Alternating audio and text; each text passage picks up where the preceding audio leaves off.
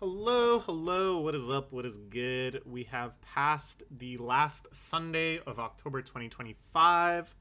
By a few days, actually, I've been busy. I've been injured. You can watch a video about that. But now we are going to get to something I look forward to every month, which is yapping about Weekly Shonen Jump for a long, long duration. Let me check my messages, make sure that's not urgent. I don't think it is. It's definitely not. Um, Pretty exciting month at the magazine. We had two series end and one new series begin.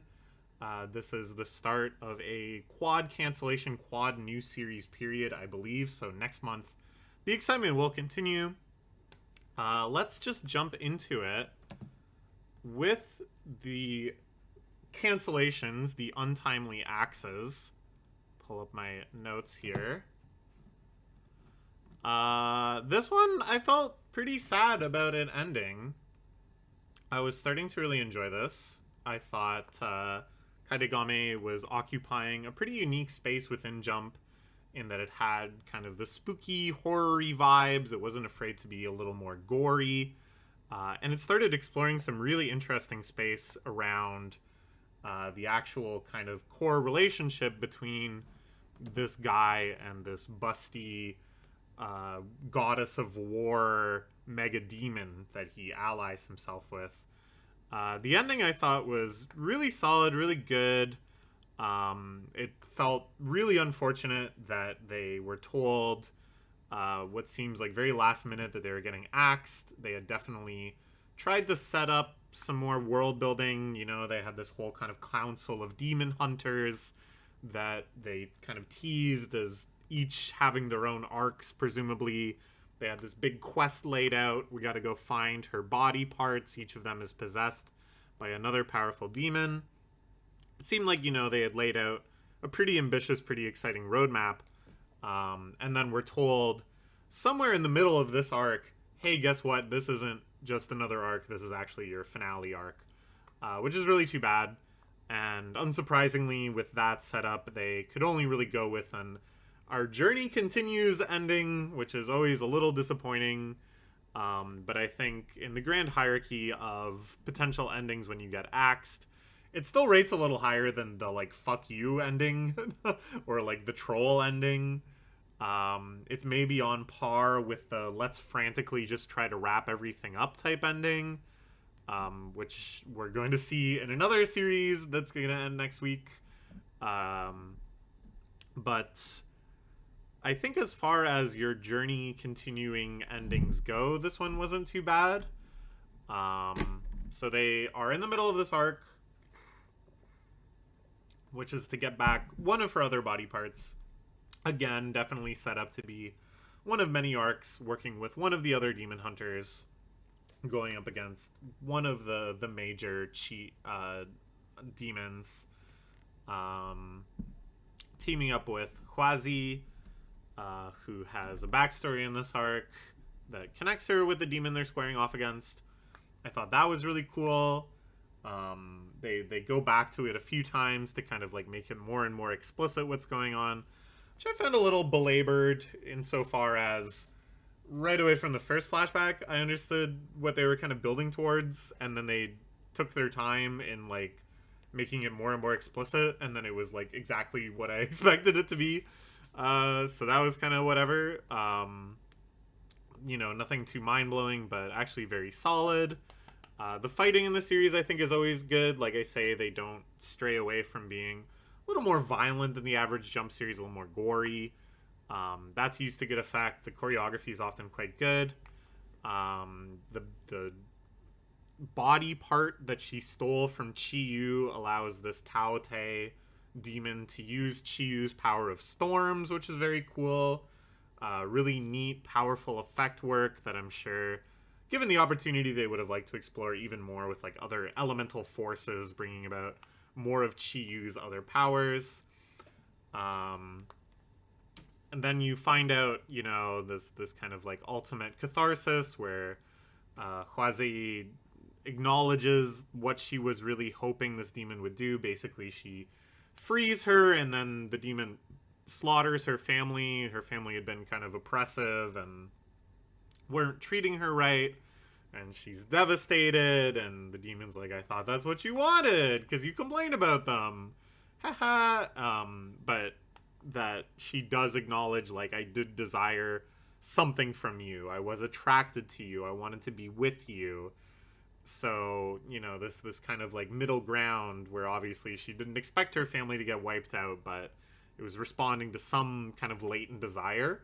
And then they infer, they really hint that our main character, Ko, may also have some sort of, like, repressed inner desire that's being, like, brought out by Chiyu. And I thought that was really intriguing. Again, this just kind of, like, darkness, this feeling of, like, something really inappropriate is happening here, blending together some kind of, like, deep primordial human desire with, like, a sexual element. The idea of Chiyu being, like, really physically attractive and alluring. Just this kind of, like, jumbled conflation of all these things I found really, really intriguing, and a subject matter that Jump doesn't usually stray into. It kind of reminded me of, like, Monogatari in a way. And I felt like if they were bold enough to kind of hint at it this early on, then by the end of the series it could have transformed into something really quite interesting and quite unique. But unfortunately, it ends, like, right after that. I was so disappointed to find out that it was one of the Axed series. I was a little surprised, too, because I thought this was doing, like, decent in the table of contents. But maybe they just kind of were in a position where they knew having this sort of material in Jump.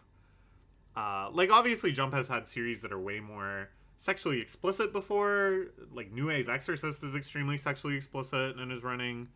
They ran, like, frickin' To Love Ru, for God's sakes, in terms of fan service. So it's not like it was, like, totally unprecedented, but this kind of, like, subject matter and just this feeling of, like, inappropriateness in the relationship between Chiyu and Ko and stuff, it wouldn't be without controversy, I'm sure. It's maybe a little scandalous. So maybe the bar was, like, that much higher for it. And it's like, okay, well, if this is going to be kind of like a middling, lower mid-card series, where a lot of series can get good runs going and really thrive, but it's going to have this element of controversy, then it's not worth it. I think maybe it was that kind of pragmatic decision, which is really unfortunate, but I mean, them's the breaks. That's the kind of culling that this magazine does. For better or worse, you can't really give them any excuses to get rid of you. And I feel like that kind of darkness was maybe an excuse. So in the last chapter, yeah, their journey continues. Let's keep looking for the parts. And then they have one really awkward moment where they at least kind of try to put a little bit of a capstone on that theme, where they're like, hey, it looks like you're worried that my relationship with Chiyu is the same as your extremely toxic and destructive relationship with Taute. But don't worry, because we're good guys. We're, like, doing this for good reasons.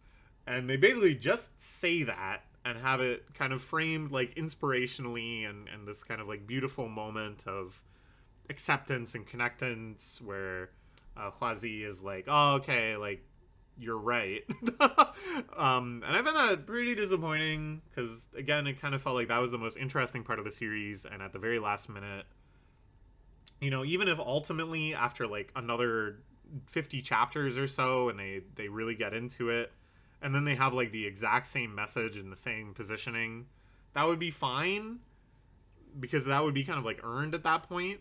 But here it kind of feels like they're nipping it in the bud. Just as soon as you start really getting these concerns, they're like, but don't worry. No, I want to worry. We didn't have time to worry. But overall, I was quite happy with this ending. Like I said, your journey continues ending is far from the worst thing you can do when you get axed. And I think they handled it just fine. They carried the goodwill of the spirit out forward, where you have reason to still enjoy these characters, still enjoy this setting, still enjoy the idea of this whole quest. which I did. Overall, I really came to like this one. I was a little skeptical at the start. You know, big booby demon series. Yeah. But I think it made itself into something quite unique, and I really wish it could have continued longer. We're going to give it an A+. Really solid stuff. I really hope that this author goes on to do more long-running things, has time to really explore something. Maybe in a different magazine, maybe for a different demographic, maybe something where the sexuality of it and the inappropriateness of it can be really kind of like a draw, like a hook, rather than this kind of like lurking dark surprise. Where I think that's a very interesting positioning of it, but, you know, it's like you kind of have to front load the genericness when you're writing for Weekly Shonen Jump. You have to kind of like make it broad to get an audience and then kind of sneak the unique qualities in. That's just kind of the reality of how the magazine works, and I think that does produce interesting results. But here, maybe do the opposite. Maybe find a more radical magazine and just write a crazy story from the get-go. But yeah, really good stuff. I'm sure I'll have occasion to talk about it at the year end. I want to do like a wrap-up of all of 2025 and talk about the new series and the series that got axed and stuff, so we'll revisit it at some point. I don't know if it's ever going to get a physical release in English or anything, but it was nice. Okay. Next, let's talk about the other series that ended, Ekiden Bros. This is very much a series that took the route of, let's just try to do everything because we got axed. I felt like they positioned themselves a little better in terms of getting axed, insofar as they had this initial arc of, okay, this is our first big relay marathon, but it's against this school that we have all sorts of backstory and emotional connection with. So if we don't get axed, hey, that's just round one. We're going to move on to like the major Ekidens. But if they do get axed, oh well, we have this big moment of catharsis and conclosure after just winning the one race. And that's ended up being what happened. They really just kind of like stuck in closure and epiphany and catharsis moments for every character, very conveniently lining up that, you know, they each run their segment and have that moment and then on to the next one. You can say, yeah, that's a little lazy, that's a little formulaic, but I think that's what you got to do. That's what's going to give yourself the most powerful send-off. That's what's going to kind of like honor the work you'd put into the series so far. It's much better than subverting expectations and like skipping things or having anti-climaxes or having some moment of like disappointment or whatever. So yeah, I don't know, that in itself is fine. And then they kind of like doubled down and had a little time skip afterwards to the next race, which I guess is like the big race, or they skip to the big race or whatever, for this like very superlatively sentimental, everyone's happy, everyone's fulfilled, everyone is doing their best type ending, which was kind of unearned, you know, because like I said, the moments of catharsis and revelation that like led up to those moments were very like rushed and just kind of stuck one after another. But oh well. It is what it is, you know. When you're getting axed, you don't have the luxury to do everything properly, so this is what they ended up with. As far as the actual moments go, there were a few that I thought were like high watermarks for the series. At the start of the month, we wrapped up the battle against the team captain, against his major rival, who was this like prodigy that was always faster than him, and basically wasn't made the team captain because it would be kind of like unfair and demoralizing to have, you know, the leader of the team be this kind of like unstoppable prodigy. But then it's like, this is the moment where maybe the captain will overtake him for the first time in his life. They did, again, like, I've been talking endlessly with this series about, like, how much strategy can you really get out of running as a subject for sports manga, how much like tactics and counterplay and stuff is there when it's you kind of just like run at different speeds, you know? But here there was kind of like a little bit of a strategy in and around, you know, how do you handle a downhill section that goes into a flat straightaway section, and kind of like their two differing perspectives on it and how that would play out. And again, I'm kind of like, okay, that's like cool, but there's a pretty finite list of like you could go flat and then uphill, uphill and then flat, uphill and then downhill, flat and then downhill. You know, like there's uphill and then downhill. There's only so many, and then that was like one. And then it's kind of like, well, you can't just kind of like do that again, because they basically already occupied the two mentalities you can have, which is like speed up on the downhill or don't. You know, like again, it's like you're just kind of like building out these strategy matrices and trying to find interesting points of conflict, and there's just like not that many. But that's fine, because the scene where the captain does pass the rival and it's like this boom awesome thing, that was pretty cool. This really cool shot where he's like on fire and he's passing him, and I was like, you know, again, it's like kind of limited.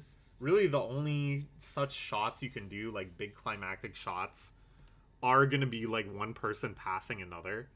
But they really nailed that one. So I was like, all right, that shows some promise. And then there was also a really cool shot where afterwards the captain is so exhausted. There's a double spread. I love when they do a double. One double page spread after another, just showing him collapsing. I was also kind of like, hey man, you guys aren't doing great in the table of contents. Are you sure you want to burn 4 pages of one of your few remaining chapters? But sure, they did, and it was pretty powerful. They get again into like the psychology of running, which I think is some of potentially the most interesting stuff in the series. You know, isn't running ultimately a solo sport? Why does it matter, this idea of teams and captains and training together and coaching? What does that ultimately mean? I think that's kind of an interesting question to evaluate from different characters and different perspectives. Again, though, like, I feel like all of this stuff kind of butts up against just the great unsuitability of relay races as a format, because they make this huge deal about the psychology behind it and their history and how they view one another and all this stuff that accumulates in the results of this race. But because it's a relay race, it like also kind of doesn't matter who won that leg, because it was so freaking close that it amounts to like a 1 second difference for the next runner, right? And like, it's not nothing, but it's like, it's not even at the level of like scoring a point in like a ball game, you know? Like, it's not even at the level of having that same kind of conflict, that same ultimate triumph, and scoring a goal, because that's like 1 point. Whereas here, the next leg starts and it's just kind of like undone, because they're like even again. And the drama is from them being even again. If they wrote it that like, hey, because the captain got there faster and we started our next leg sooner, and therefore it's like open and shut, we're gonna win the next leg, that'd be terrible writing. There's no way they would do that, right? Because they need to keep the tension up through every single leg. But then that means that like each leg becomes instantly inconsequential. You know? So like, I don't know. It really felt like right there at the finish line of the whole series, it was just exposing more and more kind of the unsuitability of like the core premise. And I'm like, man, I don't know, maybe I should aim for N1 and try to go work for Weekly Shonen Jump as an editor. Because I would have spotted this from a mile away, man. I would have spotted this from the second this guy walks through the door with his manuscript. Why do we care when they have to just, like, get... when the results need to get, like, washed out in the next leg? Like, why? It's like a self-defeating concept, you know? Anyways... so they move into kind of the finale mode. The main character learns like a whole bunch of different lessons at once about running and about his relationship with his father. All of this stuff felt like very, very underbaked and kind of felt like concepts that they had planned on exploring step by step over many volumes, many chapters, many arcs. Instead, they just smushed it all together, and it felt pretty unearned because it's like they definitely wanted it to be kind of like this growing surprise, this growing twist of, oh, you know, his relationship with his dad is actually really bad, and his dad is kind of like a dick, and his brother's a dick, and there's going to be this like long road of acceptance and reconciliation. But we found out his dad was a dick, like, quite recently. And it just kind of, like, got dropped on us. And similarly, suddenly, he forgives his dad. And, like, sees through his dad's eyes and understands how much pressure he was under. And there's no, like, middle point between those. Like, there was no point at which we, like, pitied him and worried about him. Instead, it just went from, he's fine... to, oh god, I guess he had like this trauma in his childhood, to he's over his trauma. And I don't know, none of the individual moments were that bad, but like just the compression of all that really robbed it of anything. And then he beats his brother, and you can tell they really messed up the pacing, ironically, since this whole sport is about pacing. But they had like, you know, multiple chapters, 3 chapters, I think, of the captain versus his rival. And then the titular Ekiden Bros get 1 chapter of racing against each other, where the little brother wins, and I guess they're twins, I don't know, and makes this shocking victory. And it's, like, nice. It is kind of poetic in a way, but it feels quite flat. And then from there, as I said, they just kind of, like, jump ahead. Oh, it's another race. Everybody's like happy. Everybody's just like running their best, and they're all fulfilled and happy, and the time for trauma is over.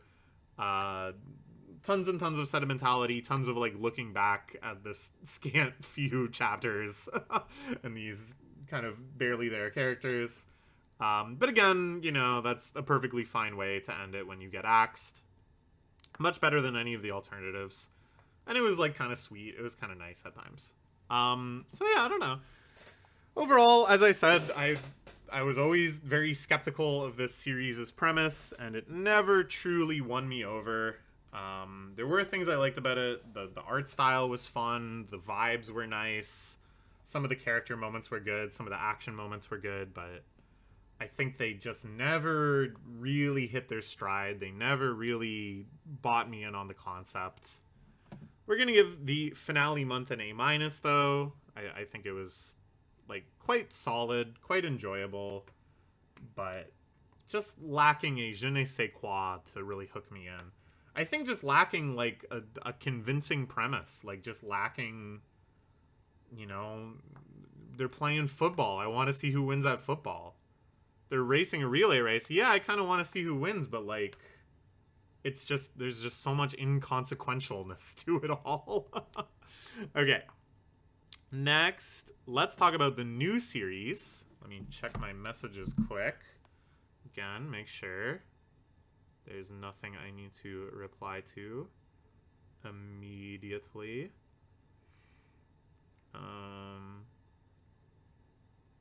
Nah, we're good. Gonron Egg. This is one of, I believe, 4 new series debuting over the next few weeks.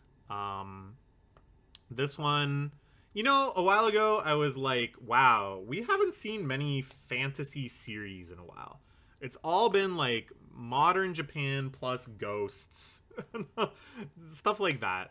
at most like ancient Japan. It had been quite a while since we really delved into a brand new fantasy world. The tides have changed. I think since Ichi the Witch, I made a big deal when Ichi the Witch started that it was a fantasy world. And since then, we've seen more and more. I'm like always calling it because I was like, man, there hasn't been like a big sports series in a while. And then we got a whole bunch of sports series. And then I was like, dang, Ichi the Witch, this is the first big fantasy series in a while. Now we're getting a ton of fantasy series. I think like almost all of the new series debuting over the next few weeks are fantasy. I may be misremembering, but we'll see. This one is actually technically not a fantasy world. It's like a post-apocalyptic world. The premise, I think, is quite good. Nothing too crazy, but basically this mysterious race of godlike entities that are kind of demonic, very alien, come from somewhere, this other dimensional realm, and just completely take over and enslave humanity. I like that it's so straightforward. I like that kind of setup that they're just so far above and beyond the strength of humanity that we had no chance. I like that. I like having that huge gulf right off the bat. So he is one of the few remaining humans who are all enslaved by these monsters. One day he finds this mysterious egg, the titular Gonron Egg, which turns out to be the unborn prince of the kingdom of this godlike monster species. He was born of this king that wanted to remain peaceful, but then was usurped and killed by a much more bloodthirsty, evil such monster who then initiated this invasion and takeover of Earth. So there's like infighting among the monsters, which is fun. There may be other monster allies in the future. But basically, he cannot be born yet, but he's like asking our main character to look after him and promising that someday we'll be able to rise up against these monsters and you'll be able to take back the Earth for humans. Ultimately, of course, there's a little showdown against the local monster that enslaves everybody. The egg powers him up. He has a cool transformation, slices up the monster, and boom, there's your story. There's your plot. We're off on an adventure. We're gonna try to liberate humanity. The egg's gonna get stronger and stronger. Eventually, it's gonna hatch. The human, in turn, is gonna get stronger and stronger, get various transformations and powers. You're going to fight all sorts of grotesque monsters. You're going to get allies. You're going to explore. You're going to learn the history. What more do you want? I saw a lot of people saying, oh, this is so cliche. And it's like, you're not wrong, but like, Jump hasn't seen a story like this in a while. Like, Ichi the Witch, as I said, was kind of a big mover insofar as it was a new fantasy world series. And, you know, Ichi the Witch doesn't really have this sort of structure, this kind of fighting through an apocalyptic wasteland we haven't seen in even longer.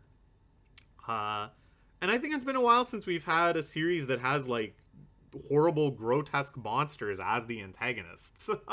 Like Otter of the Flame, I guess, is a little closer to this. But you know, they kind of came at the idea of like an enemy army. There's generals, there's foot soldiers. It's all like Nordic myth reinterpretations and stuff. These things are just like kind of really gross Lovecraftian horrors.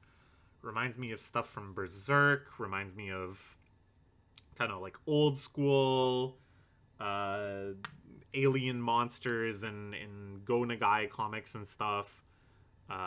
Demonic monsters, I guess, more for Go Nagai. Yeah, I don't know.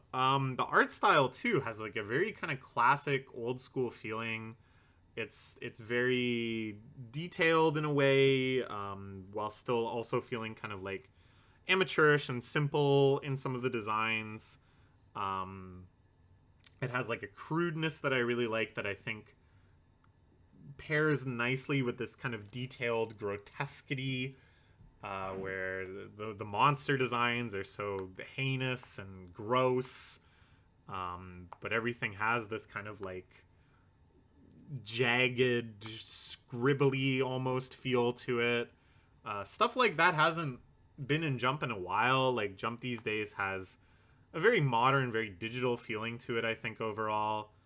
So that was really cool, too. I liked how gory and gross it was. I liked that it really felt like a dark fantasy series where life is just shit. And, you know, our main character is getting, like, tortured and stuff from the jump.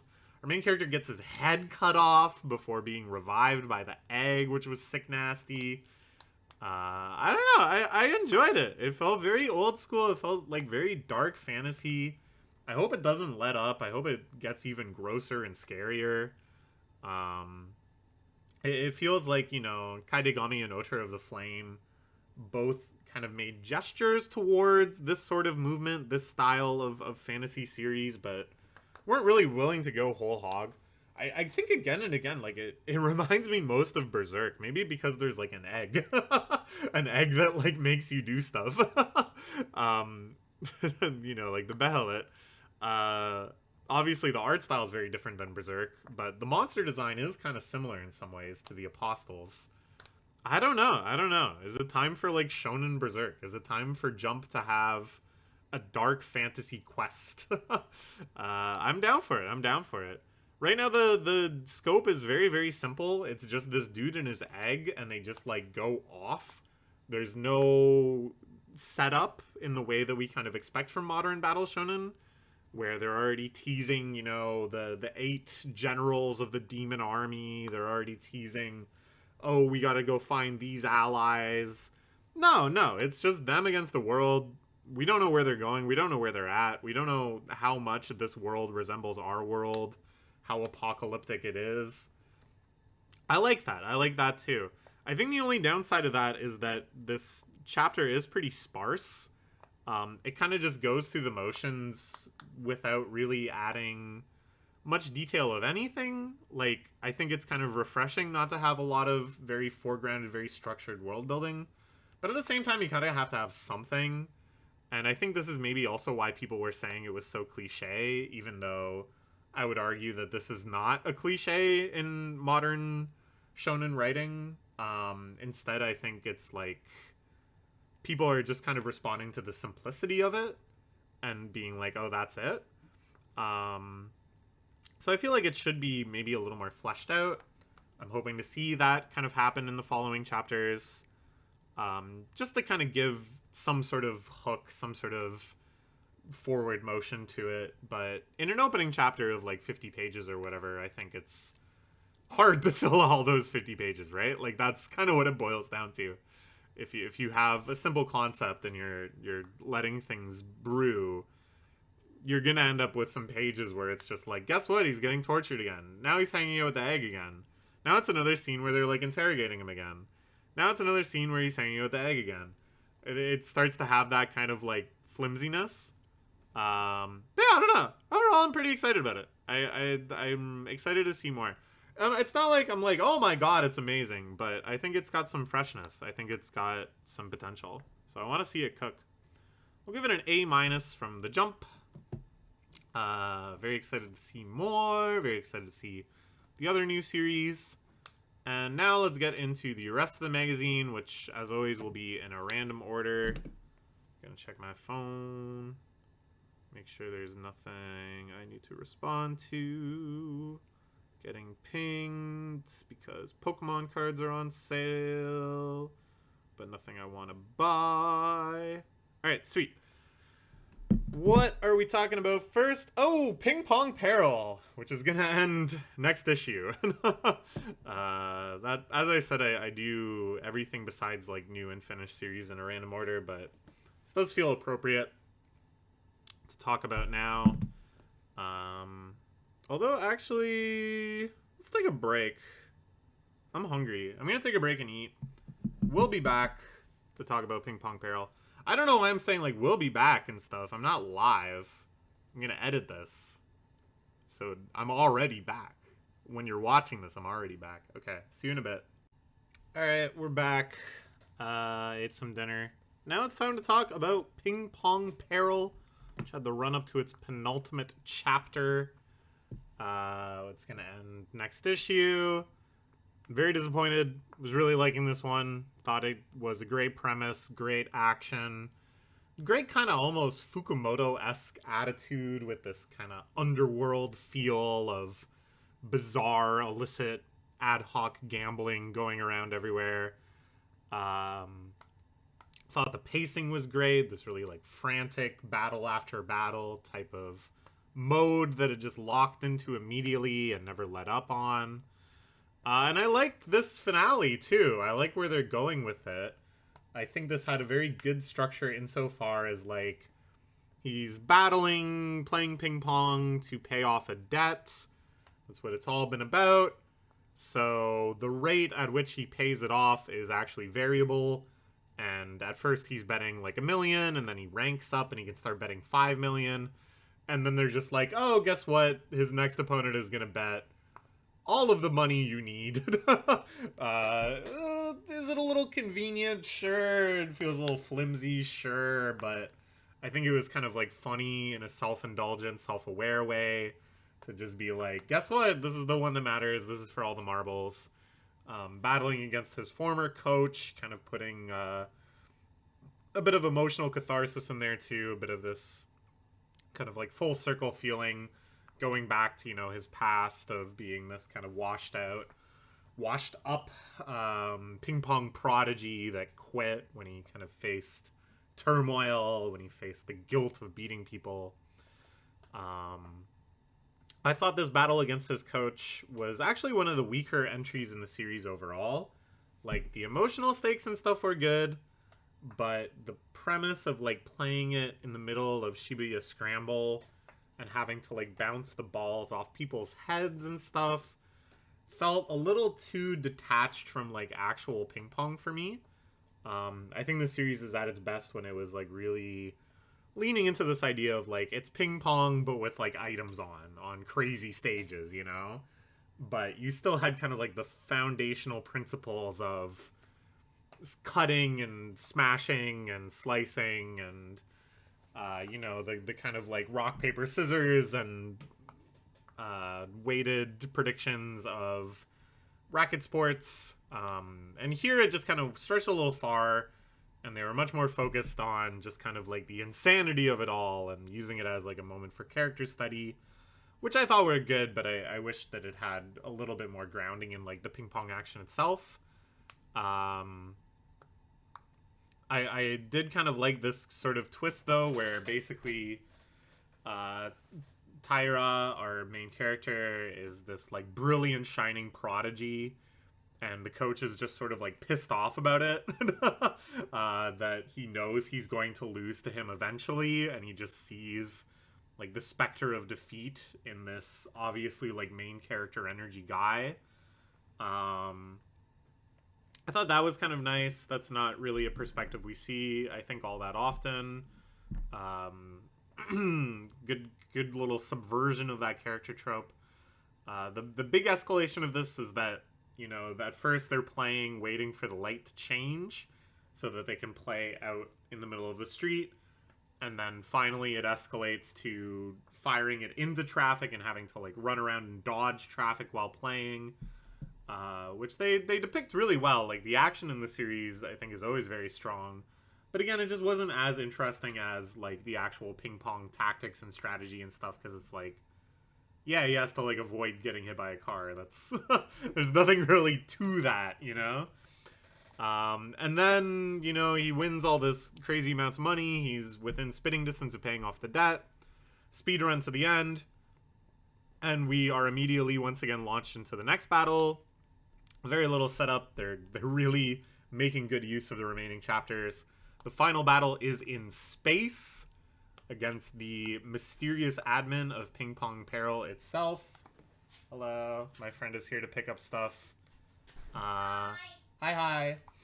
And I like this one a lot more. I felt like this leaned more into the actual like ping pong appeal, insofar as it's like, okay, what if you played ping pong in 0G in 3 dimensions? You're rotating and bouncing off like all the walls of this space station.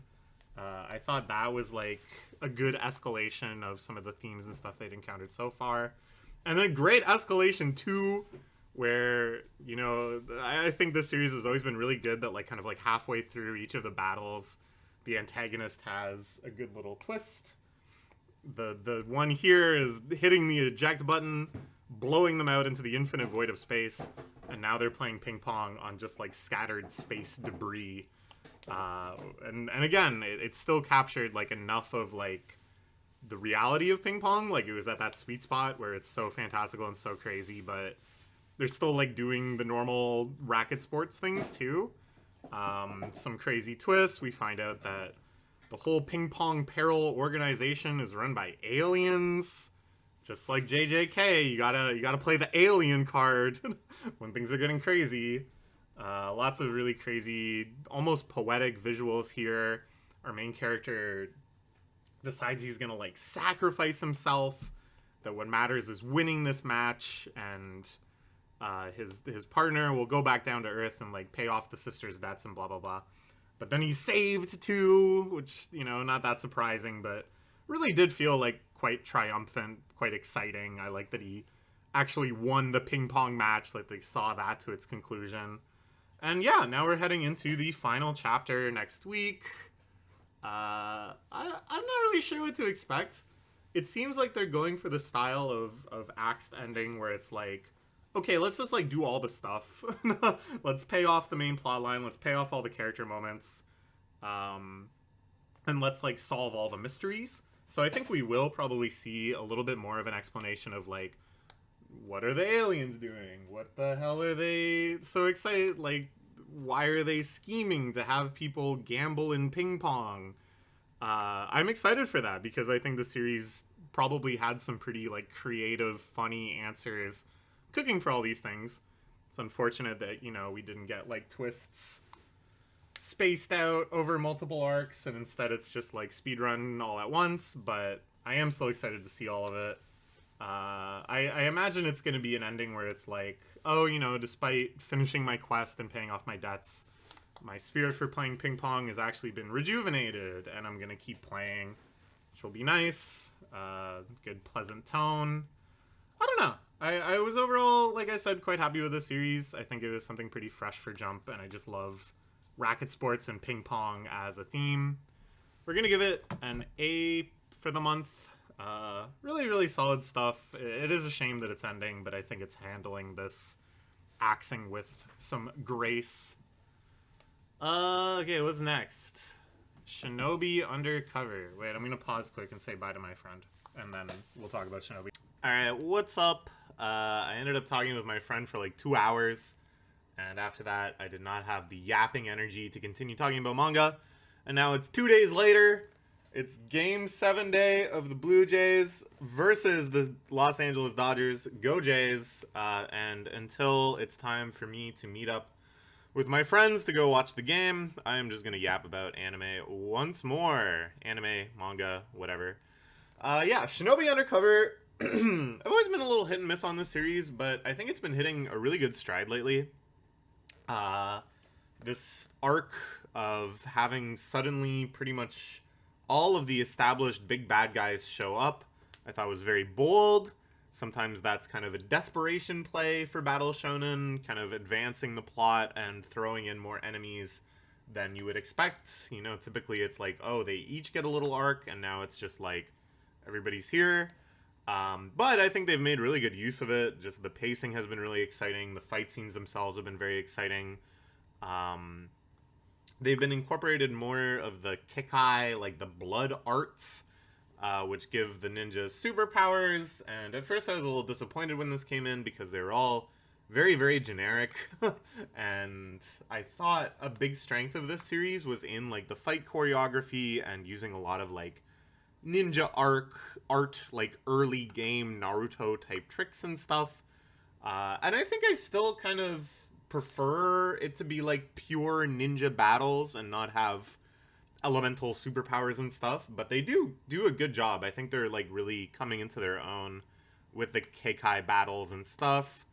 One of the bad guys then uses, this is another very cliche thing, this mysterious pill that amplifies the Keikai powers, but it, wears out their body or whatever.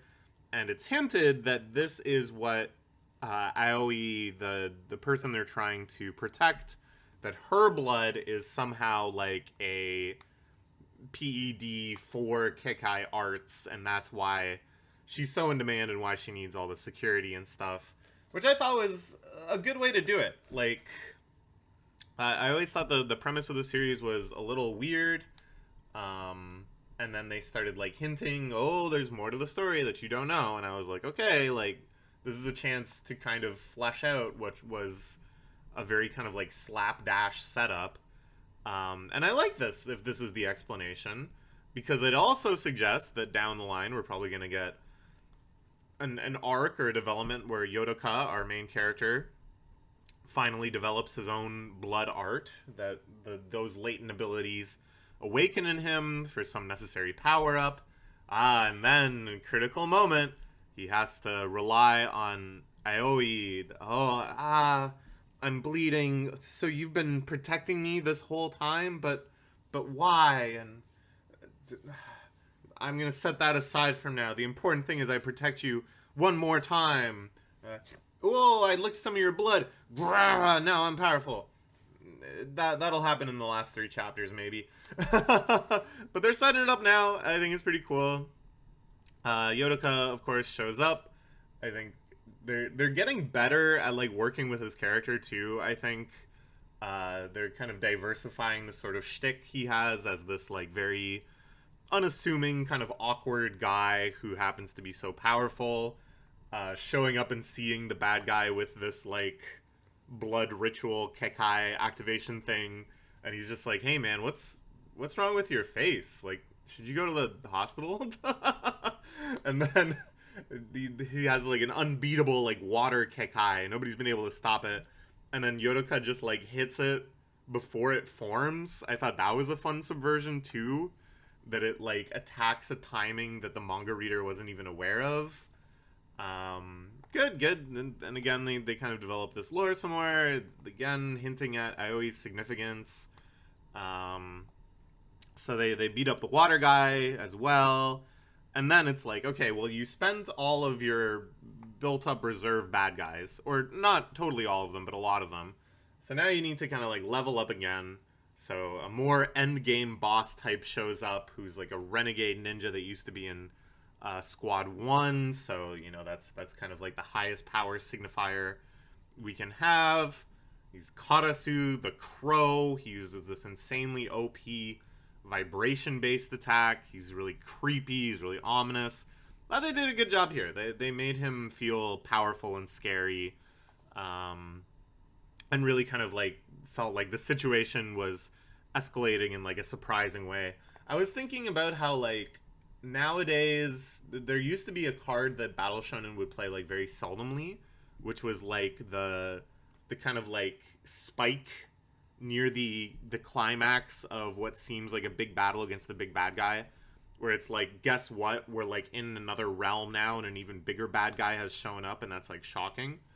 It's like spammed these days, that card. I feel like everybody tries their hand at making a big kind of explosive escalation like that, but if you can pull it off, it still works really well, and I thought they pulled it off pretty good here.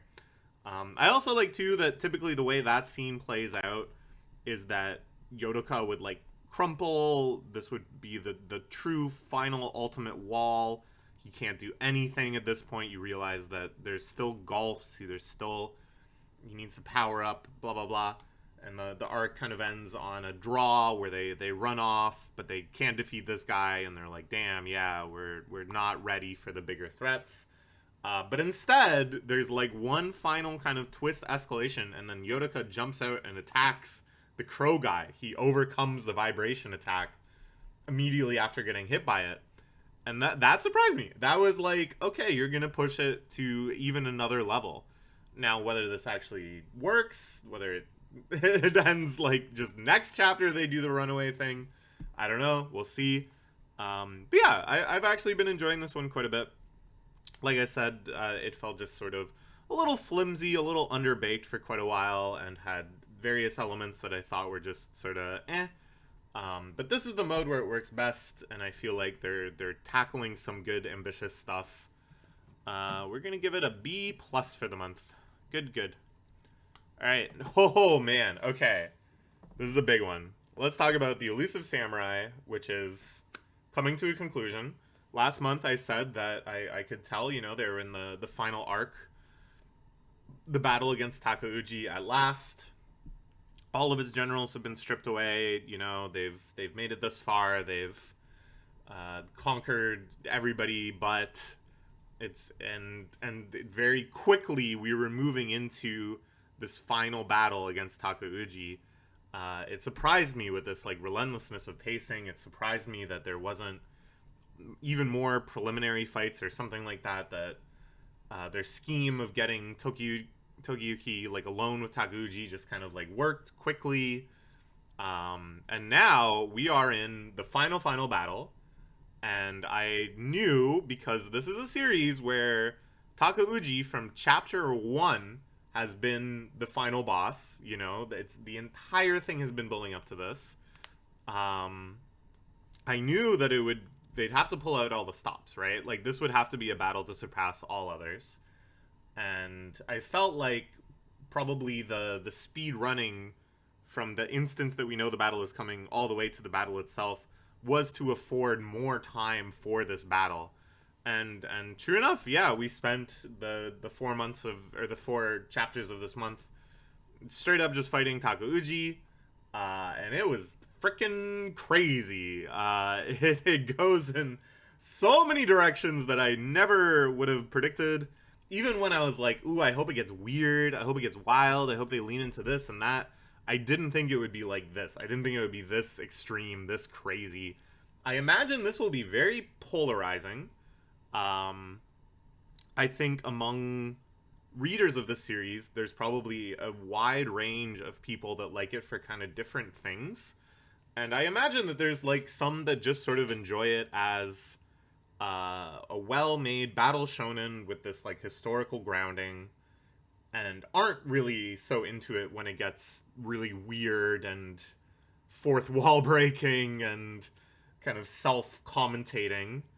And those people might not enjoy it. And then there may also be fans of Matsui Sensei from like Ass Class and stuff.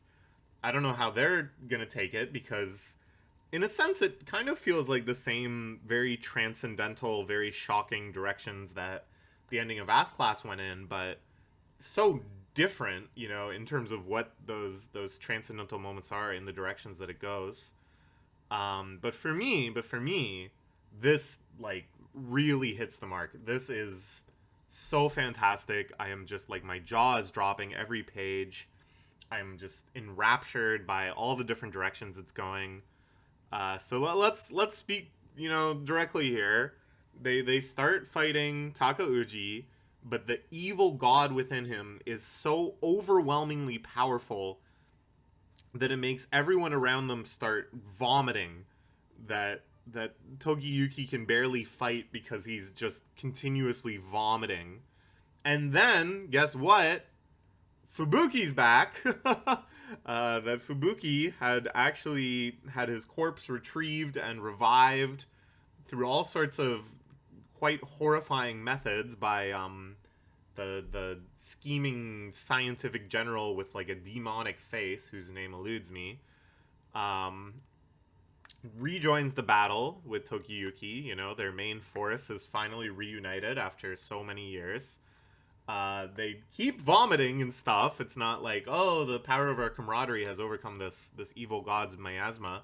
No, they keep vomiting, but now they start chucking the vomit in the face of Takauji as an attack. They become playful with it. They embrace the fact that they can't stop vomiting, and they once again delight in battle. And this has been the big theme, is that what Takauji lacks is the ability to truly enjoy himself anymore, because he bears the burden of his rebellion, and because he bears all these betrayals and all these deaths on his back. And this is how they've chosen to express that theme, is that weight and that suffering is causing them to vomit, but they have fun vomiting and chucking at him. And there's even a little throwaway line that it's like, why is this final battle so gross? And why is it happening in the issue where we get a color page? And again, you know, this kind of like meta commentary, this little acknowledgement, it gets even crazier. Takeuji in the next chapter then directly addresses the reader, commanding the reader to hear his words, offering his own final thesis on why did Tokiyuki try for revenge, why couldn't he accept his suffering in silence, why does violence always beget violence, and then starts berating the reader, again speaking directly to him, the reader, commanding them to turn the page. Now look at this.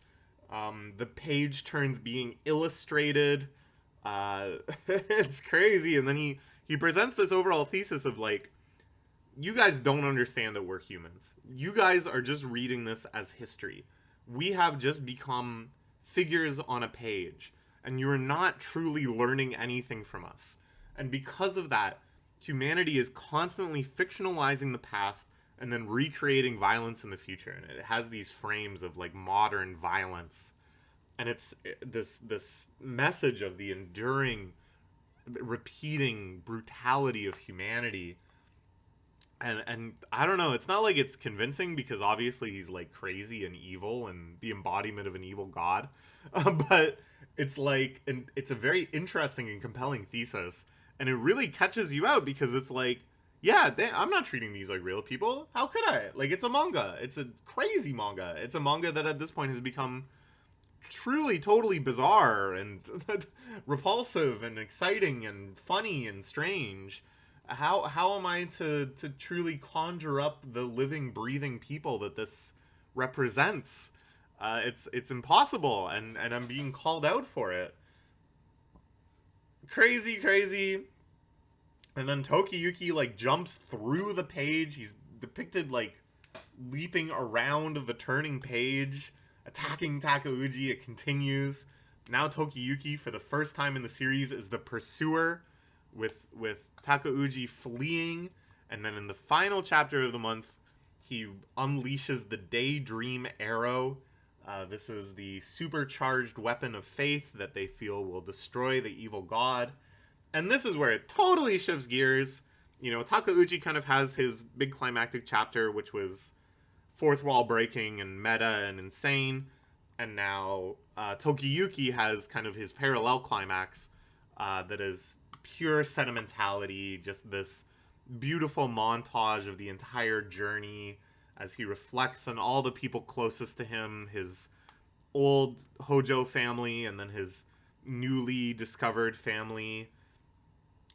His brilliant plan that he realizes that he'll never be able to shoot Takeuji's back, but that now, because of just the way everything is going, if he just shoots Takeuji anywhere, the arrow will surely make its way to his back. This extremely grotesque scene where the arrow indeed travels down the length of his arm and through his chest and out of his back, unleashing this explosion of light and rainbows as the god explodes into this beautiful, beautiful moment of total triumph, total catharsis. And in that moment, he sees Suwa again, who hadn't appeared in any of these montages so far.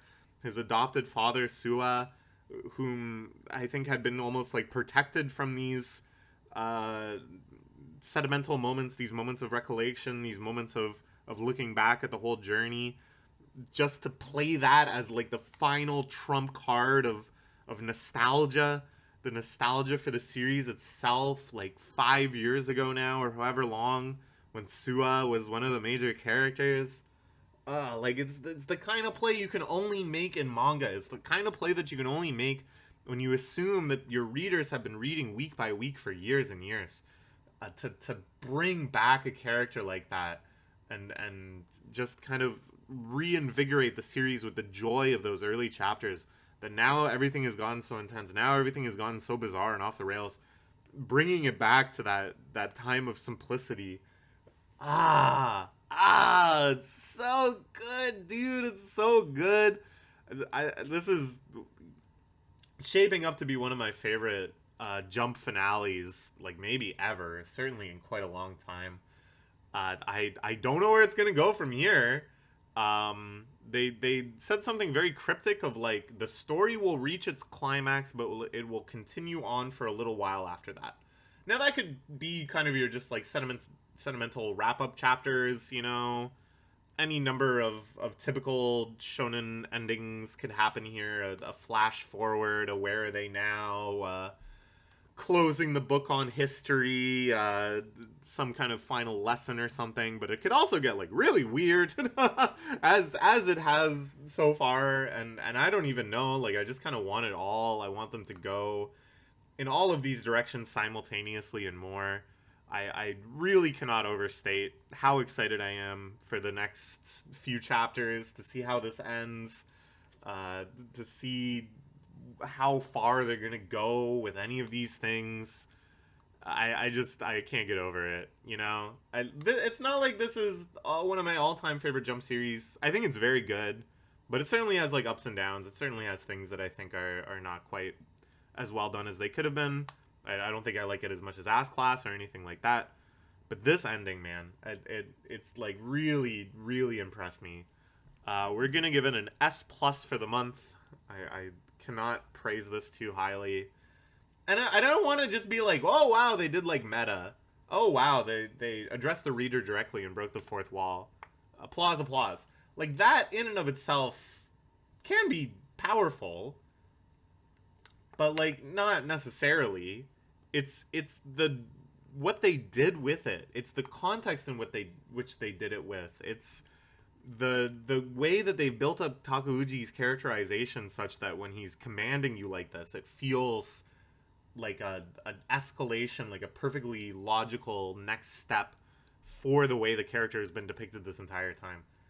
Man, yeah, nah, it's so good. It's so good. And maybe that's not your cup of tea. That's fine. It is my cup of tea, so it gets an S+ for me. Alright, what are we going to talk about next? Blue Box. So, very, very nice this month as well. You know, as I said, I thought there was going to be a little bit of an arc where Taiki, our main character, has to get his shit together before he can make a big performance in Nationals and badminton. Obviously, you know, we're going to head into some super climactic badminton arc. But before we get there, he's got to kind of go through hell, I think. And sure enough, he starts losing to some kohai that he normally beats. He's distraught because he can't spend that much time with Chinatsu. And then suddenly his mom is hospitalized with appendicitis. Crazy, crazy. We find out that he has to fight his dear friend Kyo in the regional tournament. If he's going to hope to make nationals at all, he has to send Kyo home first. And yeah, it's like I can see it all. It's like very clearly laid out to me. He's gonna be he's gonna really kind of get pulled through the mud and have a hard time. And then this final battle with Kyo is gonna be like super, super emotional. And he's gonna start to doubt if he even wants to win. Wouldn't he rather let his friend Kyo win? He's gonna have that moment of indecision, that crisis of faith, but then he's gonna have some sort of epiphany. Maybe Kyo will motivate it, and then start playing better than he ever has, and then we're on the road to nationals. And that's great. The fact that I can see it coming does not make it any less great. And that's kind of like how it seems to be playing out, mostly so far. There's a good chapter where they're just kind of hyping up Taiki versus Kyo, getting all these different reactions to that concept. I think something this series does really, really well is like really making it feel like it is situated within a true community, that all of the team's players chat about goings on, and it feels very grounded in reality. Things are like observed by others and commented on. It's not like stories are just happening in a vacuum, but like characters grow reputations around them and stories are exchanged. And I like that they spend time when these kind of like major climactic moments are coming up, uh, taking advantage of that and making you kind of feel like not only are you the reader of the series, and not only are you kind of like Taiki self-inserting somewhat, but also you just kind of feel like you're in the school, like you're hearing about this just as everybody else is. But before we get to the actual game itself, there's a final little detour, if you will. His friends realize that Taiki is not playing up to par. They decide he needs a little distraction, so they go to the zoo. It's a very cute chapter where everybody's trying to draw animals. Very fun. Good gag where his last name has the character for boar in it, so when they draw the boar, they just start drawing him instead. He's still trying to get fired up for his next matches. It's clear that this isn't like a miraculous cure-all type situation, but it kind of makes him realize that he needs to get his head in the game. And then, in a final moment, Hina proposes that they take a little detour on the way back to meeting up with her friends, making it clear that she's going to try for her kind of like final, I need you to acknowledge my feelings one more time. I need you to reject me properly so I have closure. That kind of thing. Which I think is great. I've talked about that before, that I think they've done a really good job like honoring Hina's character as runner-up girl. I think they've done a really good job like making that feel true and lived in, not over-idealized, while not also just like wallowing in it, you know? Like, she suffers, but it's like a reasonable amount of suffering, and she has chutzpah about it and wants to, you know, have this closure, but she's not being like unreasonable or psychotic about it, you know? So I'm looking forward to this. I think this will be a very good scene. As someone who's had like hopeless unreciprocated crushes before, I felt very seen by all of this, and I felt, you know, like I want Hina to be happy, obviously. So I'm very, very curious, but very excited about how they'll handle that. And then maybe that will be kind of like the true push that Taiki needs to feel confident against Kyo, or at least to kind of like feel like he could give it his all, and then maybe there'll be some sort of turmoil during the match as well. Sure. I don't know. There's like a lot of pieces, right? Like Taiki has been built up as a very complex character, and right now there's a lot on his mind. And I think this series is going to do a good job kind of like moving through each of them in turn, each of these kind of things hanging over him. Hina's feelings, his mom's hospitalization, feeling lonely with Chinatsu, feeling the pressure of competing, feeling the pressure of going up against his childhood friend. All of those will be given space. So I think it's going to be really good. We'll give it an A+ for the month. Really loving the series, as always. So good. Alright, let's change gears. Talk about Niue's Exorcist. Oh, man. I always, like, rant about this series for way longer than I talk about other series. And it's like, why? Like, why do I have more to say about something I dislike than things I like? It's just kind of how my brain works, I guess. So let's try to keep it to the point. This is a month focused on this new character of, like, the princess who just popped out of nowhere and now needs the requisite, like, volume or so of focus before she just becomes another member of the squabble of women that are always fawning over him and groping him. Right at the start, they're trying to escape the exorcism HQ so that he can prove worthy of using her powers. There's this really excruciating, belabored discussion of what taking someone's purity means, because in the last chapter there had been a misunderstanding where she thought he meant, like, you know, deflowering, like having sex with them, whereas he, of course, just meant, like, accidentally groping them. And then, like, another captain shows up to save them from, like, the other captain, And again, it just feels like very ass-pulley. There's never really any, like, grit in this series. It's just kind of like a barrage of things happening. And then they're like, oh, okay, well, all right, you're free, and now you got to make a contract with this princess. They keep calling her a princess. I don't really know why they call her a princess. She just works at the exorcism thing, and she has a very powerful healing power. Anyways, they're like, yeah, if you kiss the princess, you can make a contract with her. Here, I'll kiss him first so that you know, like, to show you or something. And then he'll be able to use your power. And I was like, that's really stupid. Some other just random babe captain girl shows up and kisses him. Just really, really pointless, because in the next chapter, of course, it's a fake out. Oh, you don't actually have to kiss. Just kissing, just talking about kissing endlessly like it's interesting.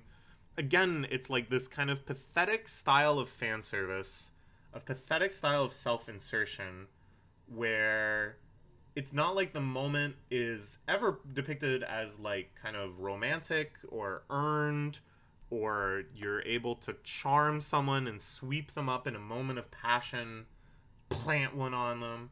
But no, it's like all of this kissing is like bizarre contracts to transfer powers, or a total surprise attack that means nothing beyond its sensations, that if Gokoroku was replaced by like a mannequin, wouldn't play out any differently whatsoever.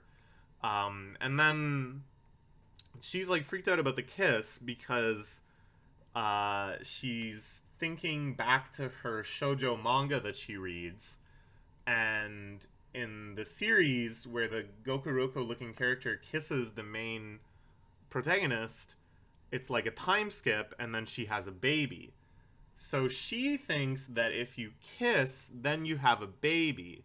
And that's like kind of funny conceptually, like her not understanding that there's like a time skip and that other things have happened is funny. But first off, it doesn't make any sense, because just 2 chapters ago, she was talking about like taking someone's purity, and as if she like knew what that was, and it was Gokoroku who was being like naive and stuff. But like she doesn't at all. She doesn't seem to like understand what sex is at all. And that's also just like gross, because this is like a fan service character, you know, they all are. And I'm not gonna get on my high horse and like moralize about fetishes and stuff in anime, or born stupid yesterday type character writing in anime, because you know, take the log out of your own eye or whatever. There's tons and tons of that in all sorts of series. But like it's kind of appalling to me to have like a character that you're like, haha, she doesn't know what sex is. Boy, maybe they'll bone later. like what? You can't have it both ways, man. You can't like make it so like, oh, you might have to do some pretty naughty things with this girl. By the way, she won't understand what any of them are. Like, it's becoming part and parcel with like the overall like arc and fantasy of this character, which is like pretty much every other character in the series. Gokoroku has no reason for her to be attracted to him. He has done nothing to warrant this attraction in terms of their interpersonal relationship, but because of the legislation of the series, oh, she might be in all sorts of situations with him. And so, like, you see what I'm saying? Like, there never becomes a moment of agency or knowledge for her. But yeah, they end up doing it, the contract, that is, and he powers up again, which to me is very stupid, because he just keeps having totally inconsequential power-ups. And I'm sure this one won't matter at all, and when they get into the next fight, he's still gonna lose for a while until another power-up happens. And then, okay, after that, it's a school life arc. Her character gets totally rewritten yet again to be this like super disciplinary psycho, who, while Gokoroku is on his way to class, manages to totally transform it into like a regime of no lewdness, no shenanigans, which doesn't really fit with her character at all as established so far, and isn't explained very well, and isn't very funny. But at least it's like a bit, like it has the structure of a joke, which I appreciate. And then there's all sorts of more rapid-fire harem nonsense where Gokoroku is again just like a mannequin that gets passed around by a bunch of different women. And then there's a sports festival. For some reason, this is going to draw out the Hyo because the Hyo likes festivals, which doesn't really make sense because a sports festival outside of the name is not like Omatsuri. It's not like the same type of festival, but whatever. Sure. And that is at least like levity. It's like fun. There's like shenanigans at play. So that's something. And of course, the winner of the festival gets a date with Captain Gokuraku. Okay. Anyways, we'll give it a D. It's been worse. It's not like that offensive this month, but it has, as always, like a few offensive elements. Yeah. It's just gonna keep going, isn't it? We're just coming into the next Hyo arc, and there's like 7 Hyo, and we're gonna get arcs for like all of them, and all of them will have some ditzy bimbo show up. Oh, we need her power. Oh, she's the daughter of the Hyo. Oh, she's got the biggest boobs in the world, and the Hyo is weak to big boobs. Guess what? She loves you. It's just gonna keep happening. And it's like, I've read a lot of harem manga before. I'm not like completely opposed to the genre in and of itself. It's just like, can we get like something? Can we get like some substance at all here? Like even cliche stuff. Like why not give her like a tragic backstory or something? You know, it would be tedious as hell, I bet, but it would be something. It would be something. Alright, let's just move on. Alright, another major pivot. These came out in a very spiky order, huh? From highs to lows with no in-betweens. Akane-banashi. Really, really good this month. Akane's performance where she sublimates herself to be pure Rakugo continues, and she goes into what I can only call like God mode.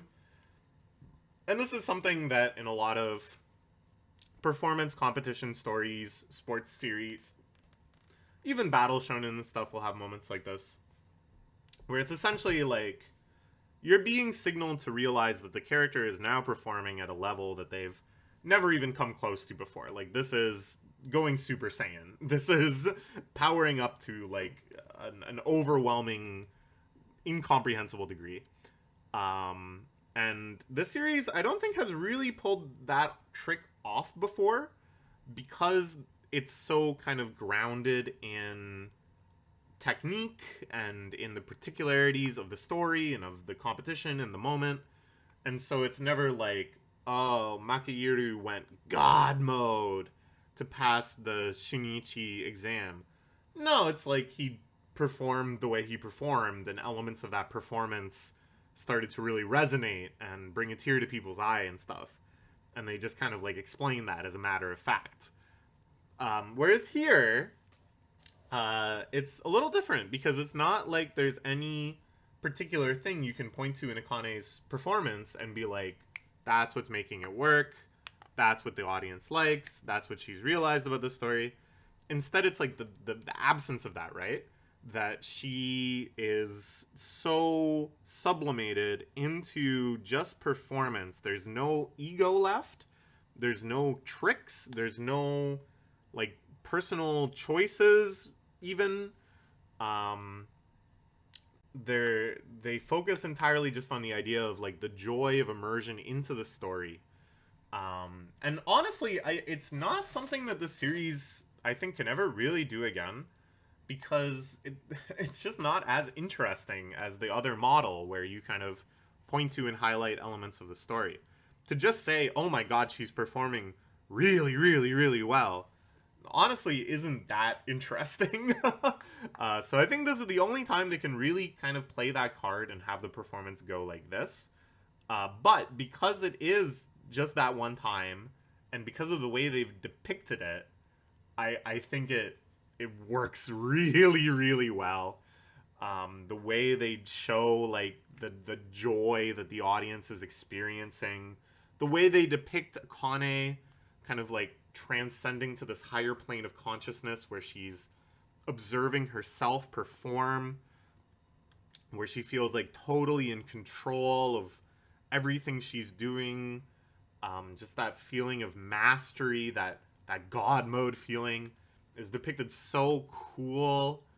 The cuts to people's reactions, like you see Arakawa watching and smiling and being like, she gets it now. And this is also when I started totally reevaluating how I thought this entire arc would go.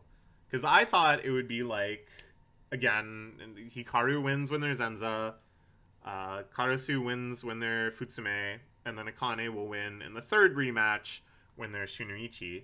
But no, it becomes very, very evident in the scene with like the thunderous applause that she gets, that everyone is blown away by this, that this truly isn't like some, you know, your favorite Rakugoka's favorite Rakugoka.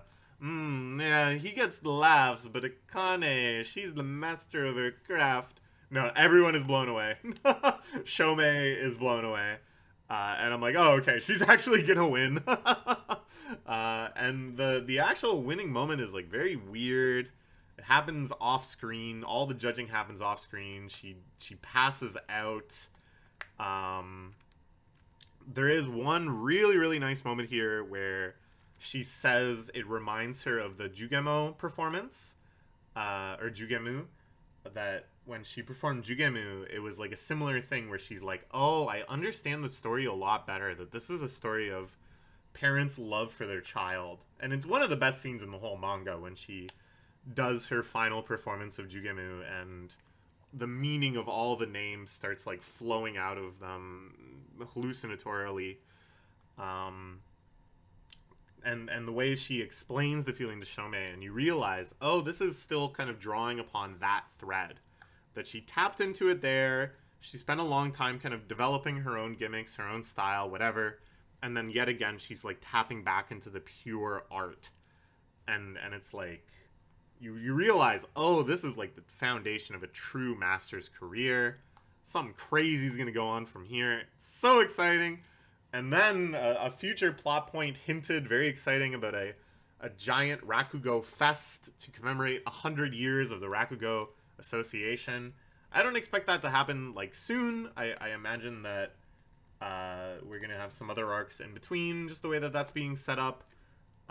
Surely Akane will have her promotion exam to Shinuichi at some point, maybe before then. A lot of people were saying, oh, that sounds like the endgame arc. I don't know if that's true, but it certainly could be, you know, to just say it's a giant Rakugo fest and all the best are performing.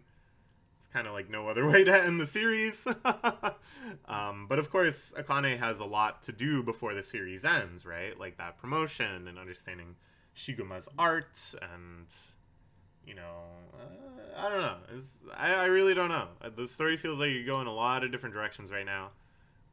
And then they have this really lovely chapter of her and her rivals having an after party, talking about the competition, how they feel like they're just measuring the distance, that Akane is ahead of them. Really, really funny, really lovely stuff. And totally unclear what's happening next, but in a way that feels very appropriate, in a way that feels kind of poetic, just sort of like a big exhalation. That's over, and we've not even yet rolled up our sleeves to see what's next. So we're going to give it an S for the month. Really good stuff.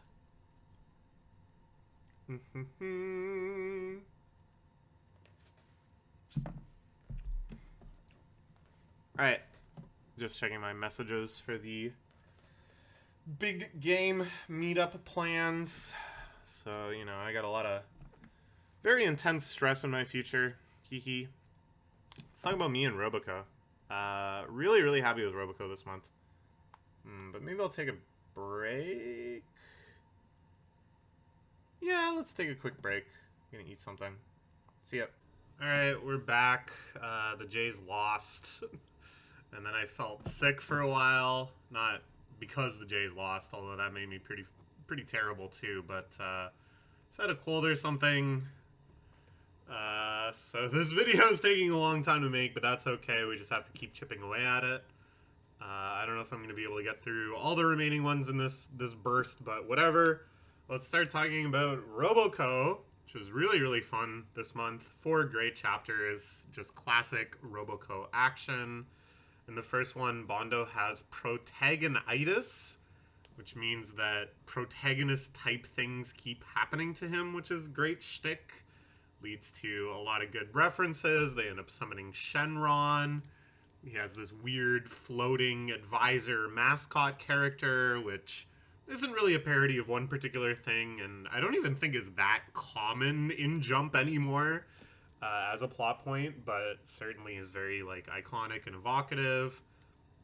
In the next chapter, the mind-reading character Chizuru finally comes back. Do you remember this character? They introduced a character that has, like, telepathy. Is that telepathy? Yeah, that's telepathy. Telekinesis is moving stuff. Yeah, he has telepathy. He's just passively, inadvertently reading people's minds all the time. And he comes back for a very silly chapter where everybody's trying to write essays about their future. Sees everyone's fantasies about their future. Just very straightforward, fun chapter. We take a look at a bunch of different other characters and their fantasies. Sure, very fun. Then one where Roboco is on the radio with recurring idol character Mew Mew. Lots of silly gags here. Seems like maybe like a little nod to Someone Hertz. I think they make a meta joke about that as well. And just like Someone Hertz, it has a moment of sincerity mixed in with all the banter and silly comedy too.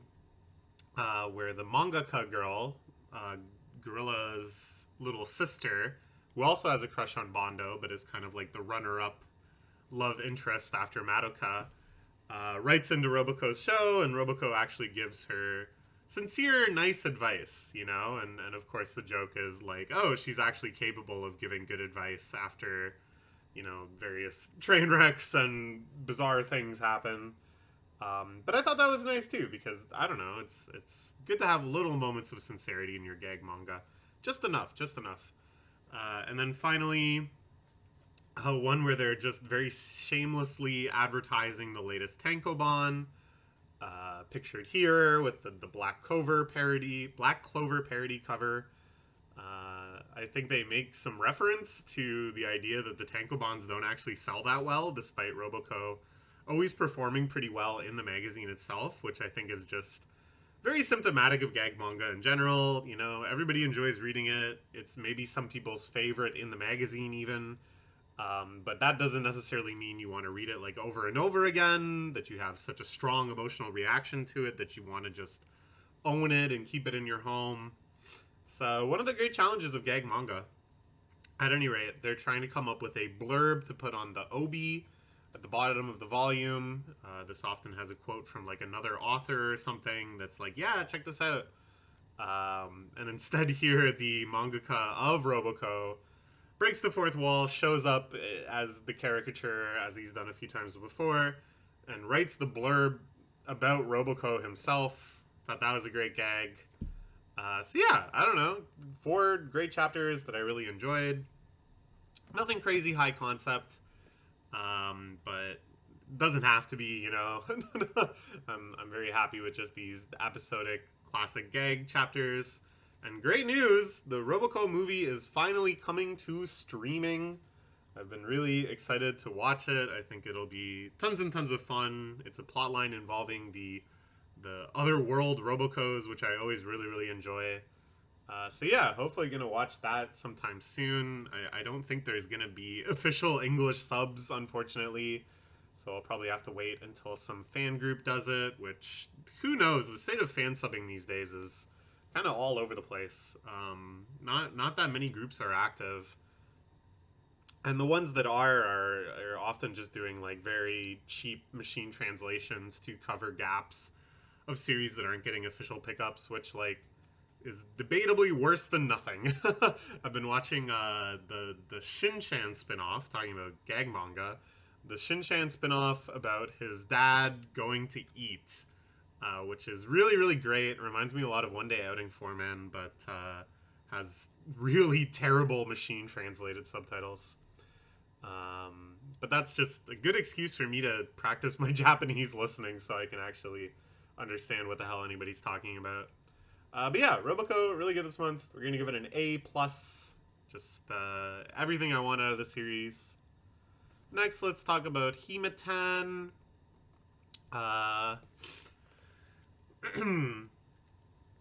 There's been more focus on the newest character, Hime Nono, the former idol turned teacher, plus kind of like older woman allure character. A chapter at the start where our main character teaches her how to swim because she has to run the gym class where the kids are swimming. She's insecure about not being able to swim herself, so Imari helps her out, and you think, oh, you know, that's a recipe for tons and tons of fan service.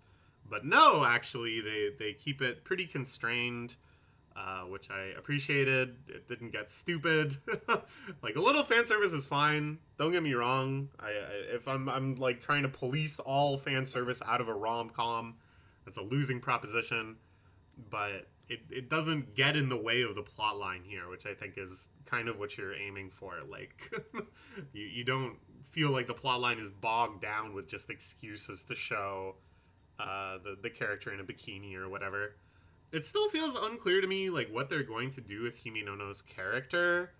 I think they kind of want this sort of like advisor who understands the whole love polygon situation and has the maturity of an adult and is trusted by the other characters and blah blah blah.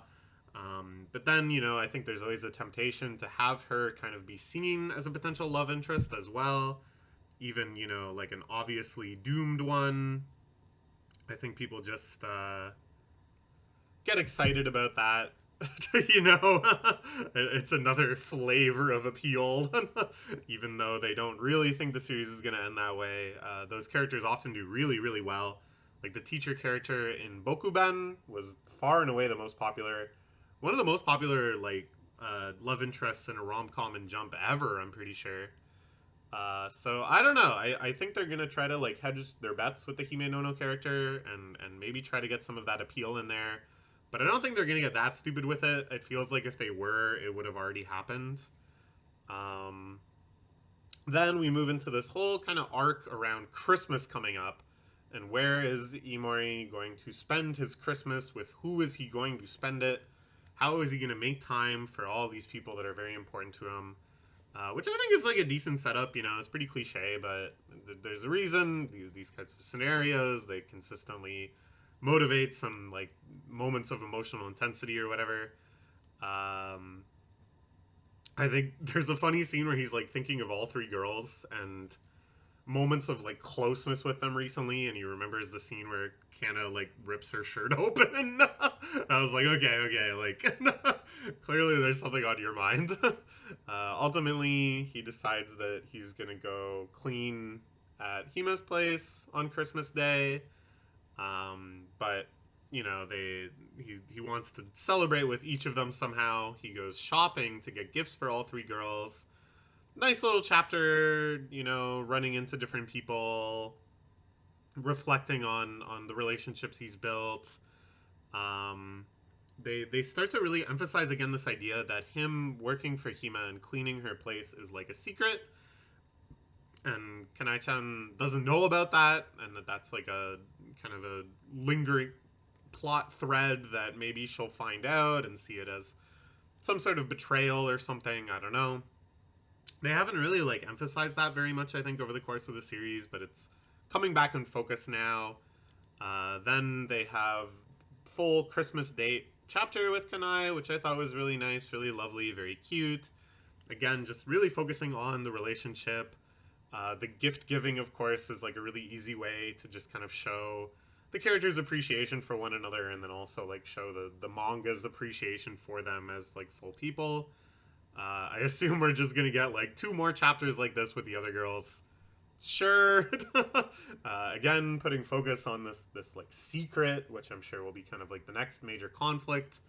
Although I'm not really sure how, because I feel like if people get like upset about this and it leads to some sort of like actual drama, misunderstanding, intensity, betrayal feelings, it feels a little cheap. It feels a little like disrespectful of the character's actual emotional intelligence. So I feel like there might be like some further twist that actually leads to like a legitimate misunderstanding or something. But yeah, I don't know. It's all like solid stuff.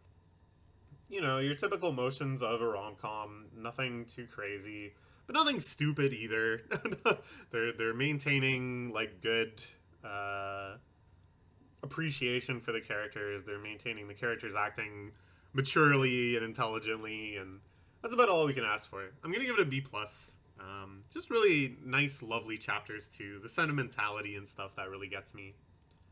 All right, next we're gonna talk about RuriDragon. After I check my phone and make sure there's nothing pressing. Who is tagging me? Where's my at? Yeah, okay. RuriDragon only had 1 chapter this month. It was pretty interesting. We got a little more into the lore of dragons and what their relationship is with humans and what their relationship is with the earth. This idea that dragons, if they wanted to, could end the world, that they could destroy everything. This leads to a pretty interesting discussion where it's like, okay, well, we're already kind of like ending the world. Climate change could end the world. Is the threat of dragons really any more real than the threat of climate change? But again, it's like, they're not telling us the full story. We still haven't like seen a dragon. We don't really understand anything about like dragon society, dragon lore, the history of that, or anything. It's always kind of like that stuff is sort of skipped over to get to a point of interpersonal emotional tension where, you know, this is all about Ruri, this is all about her relationships, this is all about her feelings. So I understand that, but it's just a little frustrating because now we're at a point where like every kid in this classroom like understands the situation better than we do, because they've been privy to a more detailed conversation than what was depicted for us. But that's fine. And then the kind of cliffhanger climactic scene is that Ruri asks everybody, well, like, what do you think? Should I remain integrated in society? She goes around and gets the opinions of all these different characters that have shown up so far. And then one person says, no, I think you should leave. So that's quite a cliffhanger. That's quite a bomb to drop. One of the more adversarial things said to Ruri. One of the more like genuinely kind of like concerned perspectives that we've had. Everybody else seems very laissez-faire. They probably won't destroy it. Nah, Ruri, you're cool. You're not going to destroy anything. So very, very curious to see where that will go. I feel like in these moments where it's really focused on the lore and stuff, but it's kind of like halfway between that and the interpersonal conflicts, it's not as interesting as when, you know, the interpersonal conflict has this like drama to it, has this intensity to it. So I am looking forward to seeing where that's going. And then they did publish like a single page 4 coma that shows Ruri right when she starts high school as like a flashback sort of thing, or like a side story. And I have no idea where they're going with that. I don't know what that was. But that was interesting. Anyways, we'll give it a B+ for the month. Good stuff. Alright, now let's talk about One Piece. It's another crazy month. I don't know, I feel like I say it every month, but this series just keeps firing on all cylinders. With the God Valley arc. An arc that is situated within a flashback within a flashback. where none of the relevant giants have been pictured in many chapters. But that's okay, because in a roundabout way, now it has become more relevant than ever, given that in the main plot, out of these nested flashbacks, they're fighting against Emu. And now we arrive at a part where Emu is wielding a similar power and a similar influence on this battle in the past. So it's interesting because as readers, we're seeing this as kind of like a preview and lesson and sort of like fleshed out understanding of what the characters are facing in present day. But it's not like the characters are hearing the story. It's not like Luffy will come out of the flashback and be like, got it, I know how to beat Emu now. Because this is just the reader's conception. None of the Straw Hats know the story. So that's weird, but not bad. It does kind of like answer the question of like, why are we seeing all of this now? I think what I don't know yet is how much it will kind of like intensify and add additional sort of drama and intrigue to the current situation. So far, Emu has just kind of been doing the same stuff in the flashback as they've been doing on Elbath. But I don't know. I'm very open to it as like a storytelling conflict. This is something that One Piece has done a few times before, kind of like hyped up a present day character in the flashback. Aside from that, all sorts of other crazy hype moments and aura as all these extremely important, extremely powerful characters of the past are running around fighting each other in just this insane battle royale. We get to see like some pivotal moments of Kaido getting the dragon fruit, hyping up and giving aura moments to a character that already got beaten to death in present time, which is funny. Some more hints around the lore of Davy Jones, which I still see as kind of like a oppositional god figure to Nika. I don't know. I think these chapters also feature just some of like the highest power level attacks that we've ever seen depicted in the series, right? Since we're seeing characters that are like the strongest in present day, back in their prime, unleashing like massive group attacks on, you know, the emuified Saint Saturn and stuff. Another pivotal moment too, where we see like Garp's allegiances sort of change in the moment, raises a lot of questions about his character, about his long-term goals. Like, if you saw all of this and you fought alongside the pirates, why did you just go back and stay a Marine for decades and decades after? I don't know. Really, really crazy stuff. If you want to see my in-depth analysis, of course, you can check out the individual chapter videos. I've still got one to record. So far behind on everything, but, you know, I just... Busy, and then sick. In fact, after this, I'm going to pause and blow my nose and do other gross hygienic stuff. But we'll give it an S+ for the month. Just really, really exciting. I mean, and as I said, this isn't like my all-time favorite mode of One Piece. The kind of intense top-level battling. But it's up there. It's up there. It's not quite on the level of adventuring, but it's up there. Okay, let's pause for a sec. Alright, next let's talk about Jujutsu Kaisen Modulo. This series is going in a lot of weird directions. At first, it was like, oh wow, they're introducing aliens, which seems very, very crazy right off the jump. But then it turns out that the aliens are very, very human-like and more just kind of like people from another country than, you know, something truly bizarre and incomprehensible.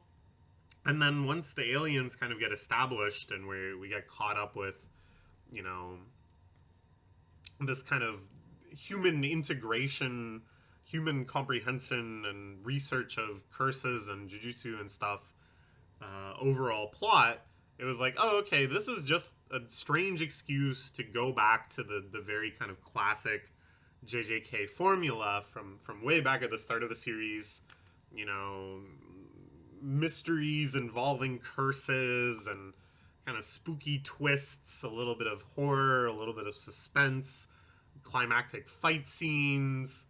but still fairly episodic, still very adventurous. Not kind of your just very prolonged major wars and incidents that kind of occupy the latter half of the series, which I really enjoyed. And the start of this month is still very much in that mode. The battle against the senile curse user that just is kind of locked into first grade and incapable of accepting the fact that he's old and instead just uses his curse to relive the first grade over and over again.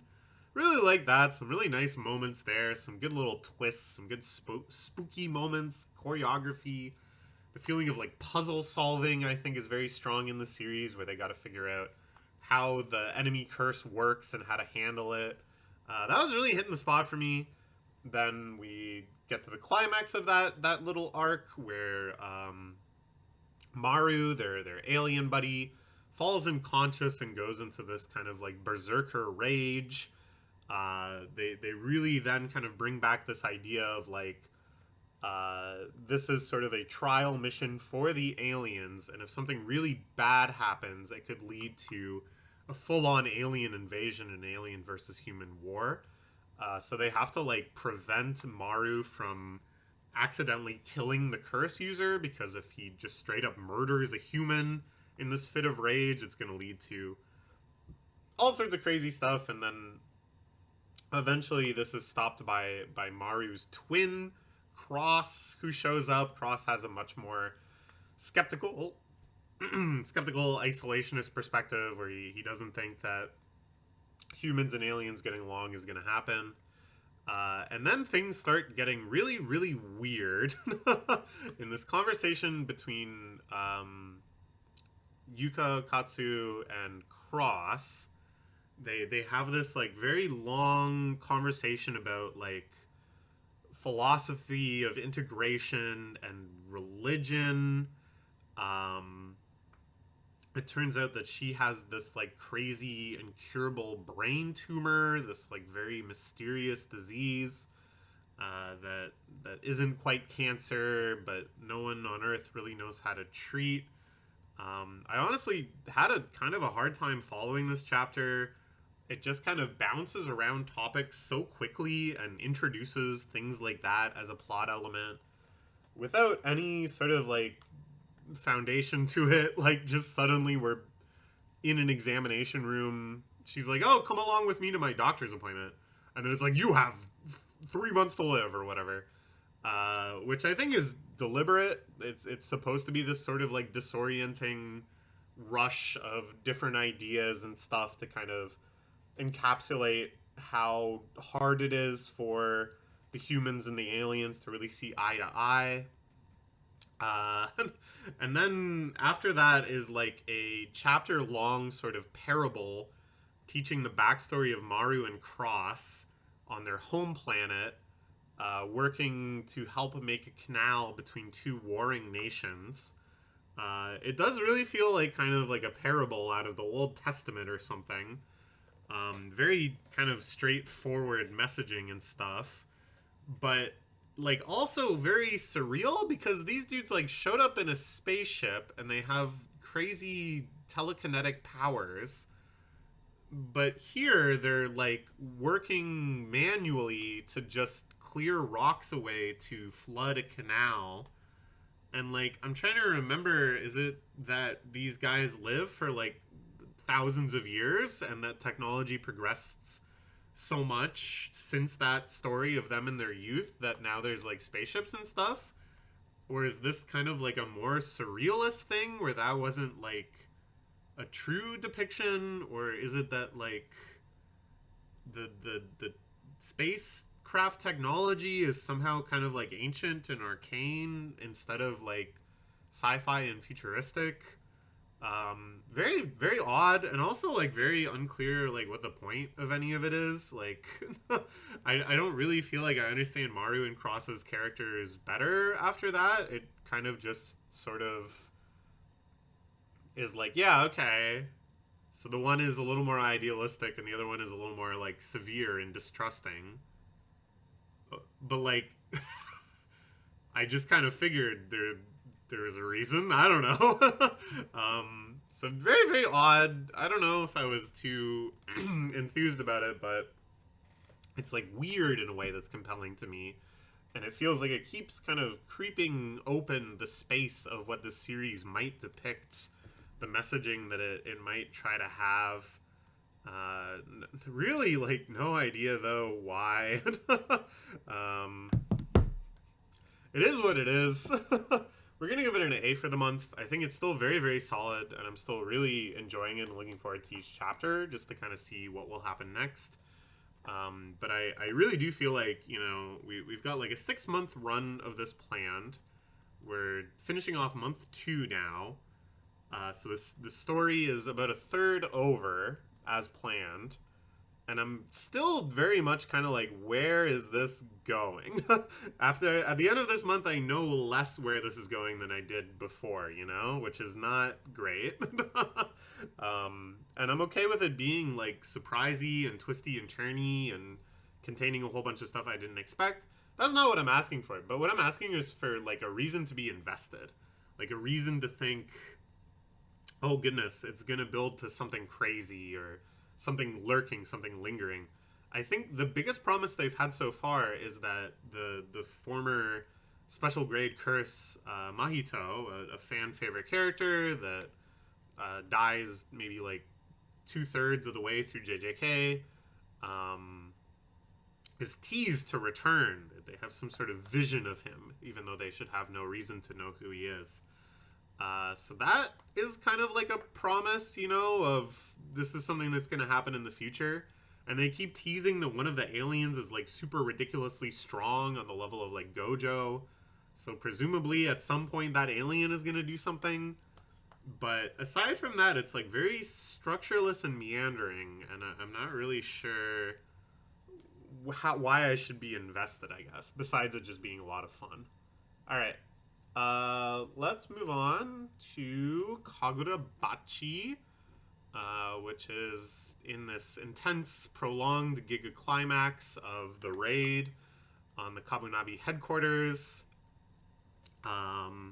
This is going in all sorts of strange directions. Like, I think, as I said before, I think an arc where you have a lot of strong guys that can just show up for whatever reason. Because it makes sense for them to be stationed at the Kamunabi headquarters. And they all have backstories and powers and they grudges and whatever. That's great. That makes a lot of sense. That can be like very, very exciting. But it's something that you have to like balance very dutifully, or else it can just, again, kind of feel pointless, meandering, distracting, overwhelming. So they make a big emphasis that Kamunabi headquarters is sealed off.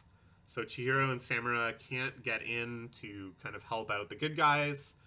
And I think that also kind of like puts a ceiling on how complicated and convoluted this arc could be in terms of how many characters could actually be involved.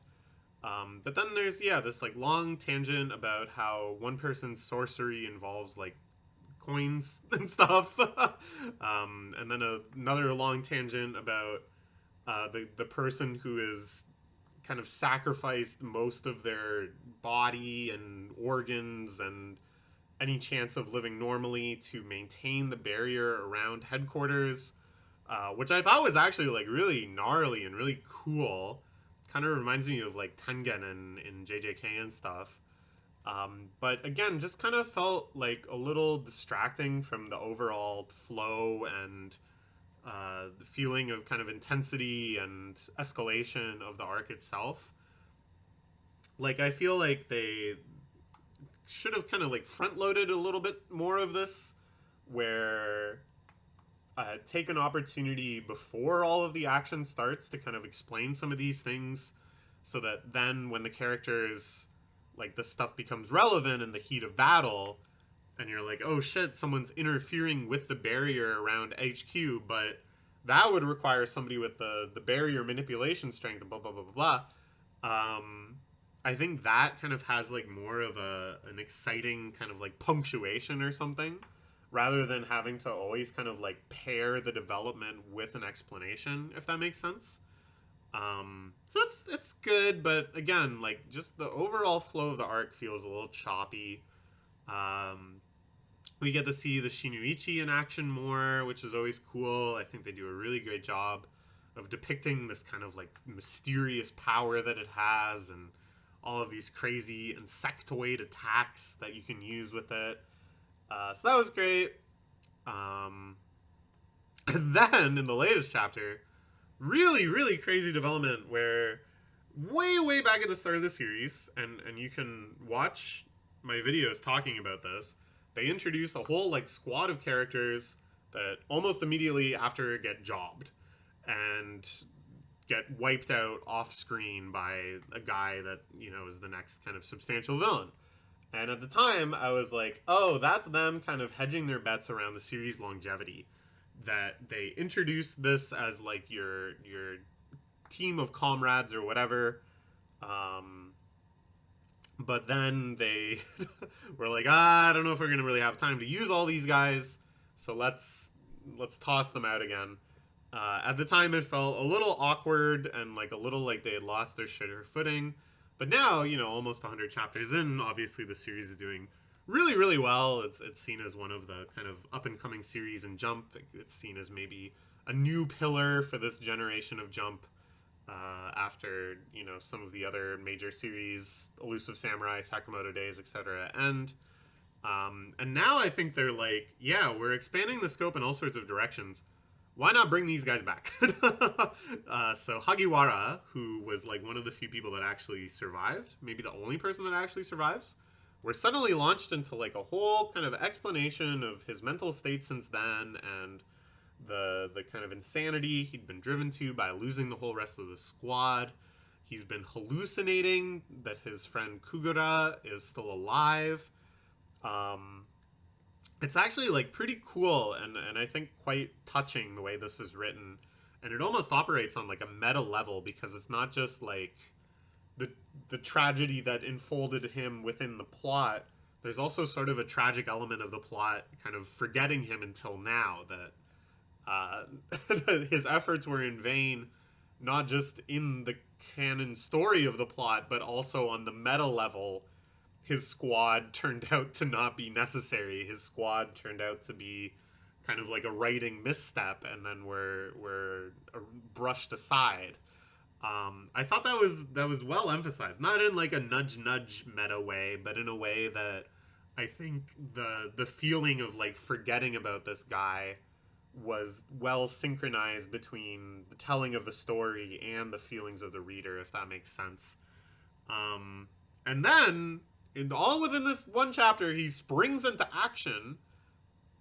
He's kind of like puppeting this memory of his dead friend Kugura, and uses that to take out the guy who was also manipulating and generating a barrier. Very, very strange development.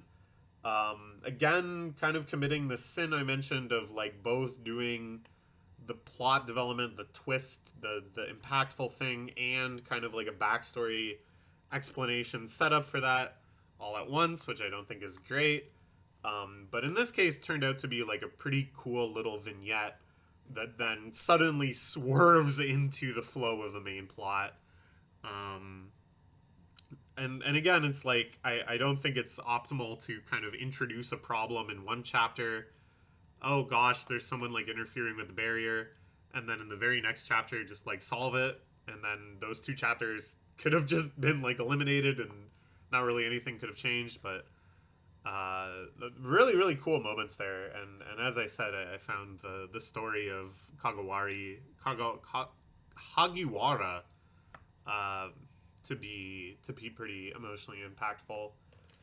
So yeah, I don't know. This arc is getting like crazy. It feels like maybe it's getting a little out of hand with just the amount of stuff they're trying to pack into it, which was my criticism of some of the arcs of this series in the past. But what they are getting better and better at is these emotional moments, is these kind of like moments of climax and catharsis. So I think we're gonna see a lot more of those too that have been built up with all these parallel little plot lines. We'll give it an A for the month, and I'm gonna pause and blow my nose again. Okay, next we're going to talk about Ichi the Witch. The series keeps baiting me into thinking that we're going to have like a nice straightforward arc, you know? Let's go hunt this rare, dangerous magic. You know, we're going to have an adventure, we're going to go to a place, there's going to be battles, and then it goes in like 20 other directions. And I'm not complaining per se, but it's kind of like putting that creates a big onus on the other aspects of the plot to really deliver, because it feels like, okay, well, you didn't really have to do any of this. So they're going to go capture the time magic, the Chrono Weaver magic. Again, you know, pretty normal setup. They go to this boat that's frozen in time. Very cool location. They're trying to figure out, how do we defeat somebody that can stop time. We've got the prophecy magic tagging along. This is our first mission with Gokuraku on the team. Like, there's already like enough going on for like a pretty compelling little arc. But instead, the Chrono Weaver magic is friendly. It's impregnated a human woman who's living with it on the ship.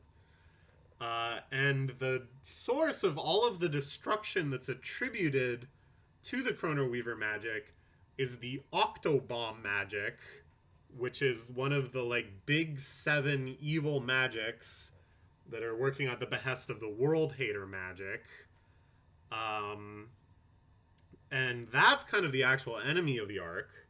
So it's like there's all this plot line of like, how did he make a baby? What is this human magic hybrid baby? But then like that doesn't really matter. The Octobomb magic, this big kind of Kraken entity thing, is obsessed with the Chrono Weaver magic as being like the only one that can play with it, because the time magic means the damage can be like stopped or reversed or whatever, so that they can have these like destructive, playful games without consequence. And it's like all of these elements are like working for me. There's some intrigue there. There's a lot of personality. This series is always great at making these characters like really over the top and exciting and fun.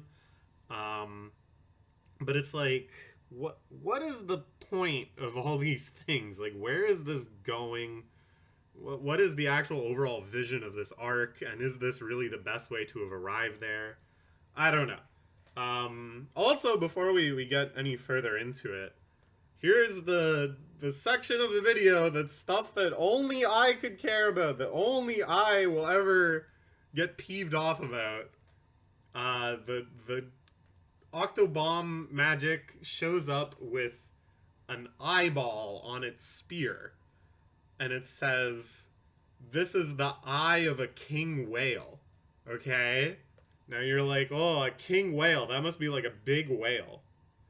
But if you look at a normal blue whale in real life, its eyeball is way bigger than the eyeball that the magic had on its spear. So this is a whale that's either like actually not that big, even though it's called the king whale, or it has like really disproportionately tiny eyes. Either way, I was just like, no. I think the artist has underestimated how big whale eyeballs are. You look it up. Look up blue whale eyeball. It's very amazing. So you know, that's one thing. At any rate, it's the only it's something that only I would care about. The big development of this chapter, of course, is that Ichi tries to fight against the Octobomb magic, but is kind of overwhelmed. Des also feels like maybe she's not up to snuff. Very, very powerful magic. So Ichi instead allows Uroro, which was the first magic he acquired, a human hater magic that is extremely, extremely strong, the king of magics. He allows Uroro to possess his body for the first time, thus unleashing more of his powers, you know. There's a whole little scene inside of Ichi's like magic visiting mind palace where they negotiate how long he's allowed to use Ichi's body, how much he's able to do with it, blah blah blah. Um, that was pretty fun. I kind of like this almost like Pokemon type aspect of collecting magics that all have their own personalities and desires, and taming them and working with them and cooperating with. That part is fun, and then he's possessed, and of course it's hype moments and aura. I think there'll be some cool fight scenes with that. Nothing too crazy right off the bat. They kind of do the trick where it's like, oh my god, he's so powerful, because you see something that like already happened. Smash cut to the Octobomb magic is splayed out and looks defeated or whatever. But then they kind of undo that right away because he like shakes it off and he's like finally a worthy adversary or whatever. But it's like you can't that one kind of bugged me. This is another one that probably only I care about. But there's kind of like two kind of go-to battle sequence things here that get played. The card of smash cut to the enemy is already like devastated and we don't even see the majesty and impact of the attack. It's so fast and decisive. And then the other one is enemy seems to have been dealt a lethal blow, but goes like, you made me bleed a bit, huh? It's like underwhelming. But the thing is, that second card should be played after a big, triumphant, overwhelming looking, visually shocking attack. I cast Meteora, and then didn't do much, but did a bit, and you're like, whoa, this guy's tough. But to like cut through the attack and then have that response, it doesn't quite work. It's like you have your handful of hype moments and aura cards. Those two can't chain together. That's not a true combo. And again, I'm sure I'm the only one that cares. I don't think it's like a decisive flaw or anything. I think it's really not that big a deal because nobody is gonna care at this level. But that kind of thing bugs me because I really do try to think about like the flow of an overall fight scene. Like I've read a lot of Battle Shonen in order to keep myself interested and engaged and excited. I like to try to, apply what I've learned and like analyze things on this more structural components level. But the fight scene is still fine. The characterization of Ichi being possessed by Arura is really cool. It's neat to see this like other side of him. I'm sure they're gonna do even more with it. As I said, the battle is just getting warmed up. But I think the series, like its strongest moments are like largely the visuals, big 2-page spreads, just like really inventive, exciting action sequences and stuff. And I feel like if you're just kind of like skipping through cliches like this, you're not getting the full strength. And yeah, so I don't know. Overall, this arc, I'm very intrigued. I think there's like a lot of different directions it's going at once, and all of them are pretty interesting to me. But again, just like with the Baku arc, just like with the mushroom hunting arc, I question, like, no, it's not like, oh, this isn't necessary, so why include it? But like, could you make like, I don't know, like if it's gonna get in the way of itself, then why? Like, if you're going to kind of like slow down progress on one plot point because you've like thrown in another twist, another element, another parallel side plot, you have to get something out of it. You have to have it accumulate in something that like really overall improves the reading experience. Anyways, we'll give it an A. It's very solid, but some of the choices, I don't know. Why is the whale's eye so small? It's so small. It's a tiny mescalpic whale. Can't see. It can't see. All right, now let's go from witch to witch and talk about a really weird month in Witch Watch. We start off with some typical episodic gag shenanigans. There's a very fun chapter of Chami, the showbiz witch advertising, spicy ramen. The Ikemen guy returns as well. He immediately like passes out, so she has to use her stand thing slump to like puppeteer him. He ends up being a tremendous hero, saving people from a burning fire. Sure, very fun. Then like a really baffling chapter where Taiki from Blue Box shows up. It feels like a Roboco chapter. He just shows up and is acting like he's in his own series. And Shinatsu Senpai is there too. And our gang has to like help him confess. It's like a really weird like parody of Blue Box, just in how like the characters behave and how they're depicted and just sort of the general plot line and feel. But it's not like truly like a point for point parody either. Like it doesn't really respect the actual plot line of Blue Box at all. So very strange, very baffling. And then my only thought is that this was like to kind of pay homage to the only other series in Jump that's had like a big confession moment. Because guess what? In the last two chapters, suddenly, speedrun from all that zaniness, from no real indication that Nico is coming home anytime soon, to boom, she's back. A chapter where Morihito is like really kind of like lost in the sauce and a bit discombobulated because he's like obsessing over his feelings for Nico. He feels like he has these roadblocks to truly like accepting his own feelings. He can't figure out what's going on or what to do.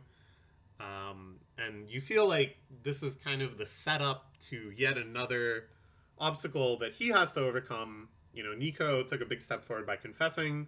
Morihito has to like do something to kind of like resolve his conflicting feelings of being both her bodyguard and someone that she loves and someone who loves her before she gets back. But then no, Nico just shows up, just totally out of the blue at the end of the chapter. She's just there, which I don't know. I thought there would be like more showing like the witch's village. I thought there would be like some sort of little adventure arc of her getting home. It was very sudden, very anticlimactic. And then the very next chapter, boom, the big confession at last. Extremely sudden. It's like they mention this final obstacle, this like inability for him to like truly resolve his feelings. They bring that back, but then it's just like immediately overcome within like a page where a spell that can fix it returns to Nico at that point. And I feel like they had actually kind of foreshadowed a plot line where it's like they need that spell for Morihito to break free of his obligations to let his true feelings out. It's like they kind of set that up, that there was like one butterfly missing and that he had all these doubts and stuff. But then I think maybe through some like editorial intervention or something, they decided instead of doing that, and that might be like a multi-chapter semi-serious arc, a little bit of an adventure, whatever, let's just do it. Let's not do that and instead have the confession happen right there, right now, whatever. Again, just like very, very sudden, very, very anticlimactic. Just like all of a sudden it's happening. Honestly, like kind of disappointing in that regard. Like I figured that the confession scene, when it finally happened, would be the accumulation of some other more significant arc, that it would come after, you know, a serious period, a battle arc, something intense, you know, and not just sort of like suddenly dropped into the middle of otherwise totally episodic, totally goofy comedy adventures. So that was a little weird, a little off. It just kind of felt like something got changed last minute, that this wasn't really exactly how they planned for it to go. But at the end of the day, it is what it is. Like, we've been building up to this confession for, 223 chapters now. it was never going to be like fully honoring the entire length of that and the entire commitment of that and everything, right? Like, there's no way, or it's very, very hard and unlikely that you're going to be able to pay off something that's being built up for 200 plus chapters with anything, right? Like, there are exceptions, you know, there are times that they do it, but that's so rare and so miraculous. I think it's natural for it to feel a little underwhelming when there's that much kind of build up and motion behind it. Given that, I did think the actual confession pages were quite nice. It was very beautiful, very sweet. I didn't like that all of the friends were like hiding and watching. That felt very unnecessary. Just to have like commentary characters kind of took away from like the poeticism of it. But still, it's like a really major moment. And it's like exciting because now the series is going to significantly change. I have no idea where it's going to go next. I don't know if this is the launch pad for a more substantial arc. I don't know if we're like in the end game now and things are going to wrap up. I mean, that's the typical pattern. You confess and then the series ends. I mean, Blue Box is a major exception, and they did pay homage to Blue Box. Maybe they're signaling, hey, don't worry, this is going to keep going. But yeah, it feels like, I don't know, we're just at a point of total openness and a total ambiguity of where and how this next development is going to play out, which is exciting. I don't know, it left me in like a very like joyful, happy mood, happy about the future of the series, happy about everything. So we're gonna give it an A+ still. You know, as I said, the suddenness of everything felt kind of disappointing. Didn't really have like the weight and impact that I would hope for it to have, given just how long we've been waiting for this moment. But still, lots and lots to love, and just, I don't know, the series is just so good. I just enjoy it so much. Everything, anything could be happening, and as long as my friends are here, I'm gonna be happy. Oh man, I want to talk about baseball. I want to think about baseball.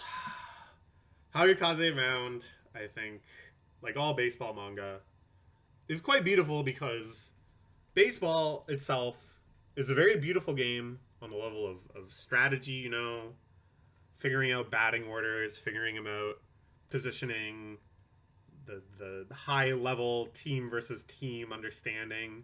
It's a beautiful game on the tactical level, best exemplified by the duel between the pitcher and the catcher versus the batter, which feels so much like a fighting game, and all these other tiny little decisions of when do you base run, when do you throw to where, you know, like just really intricate, really exciting, this game of like little inch by inch decisions that pile up.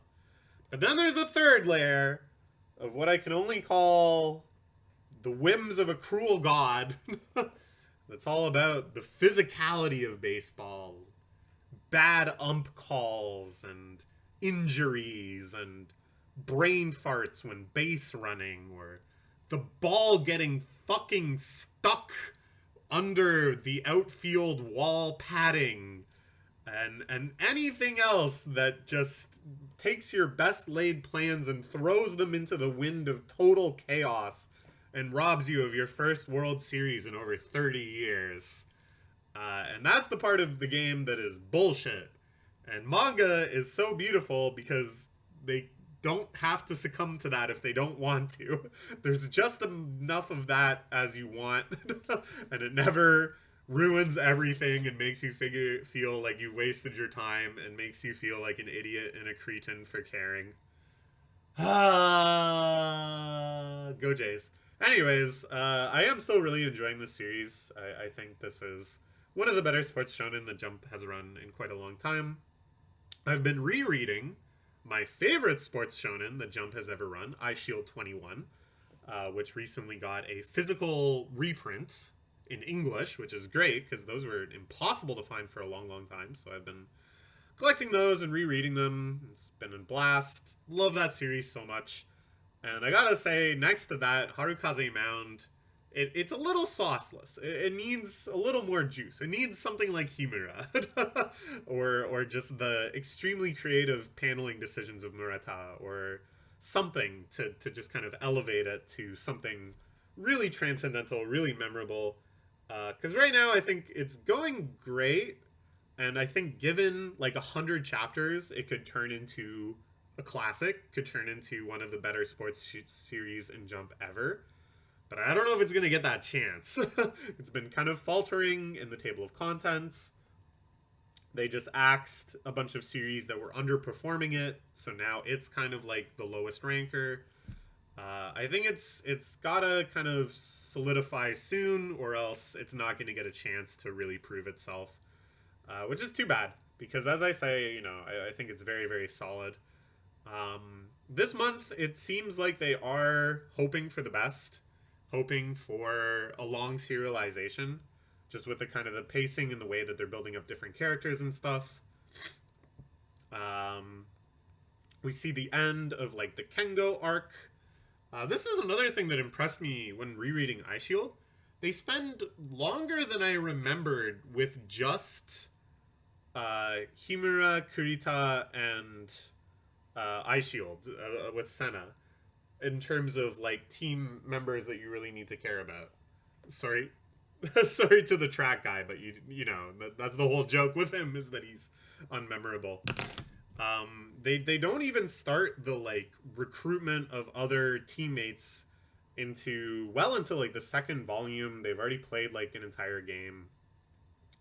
And that's kind of the same here, but it feels like a little more rushed, I guess.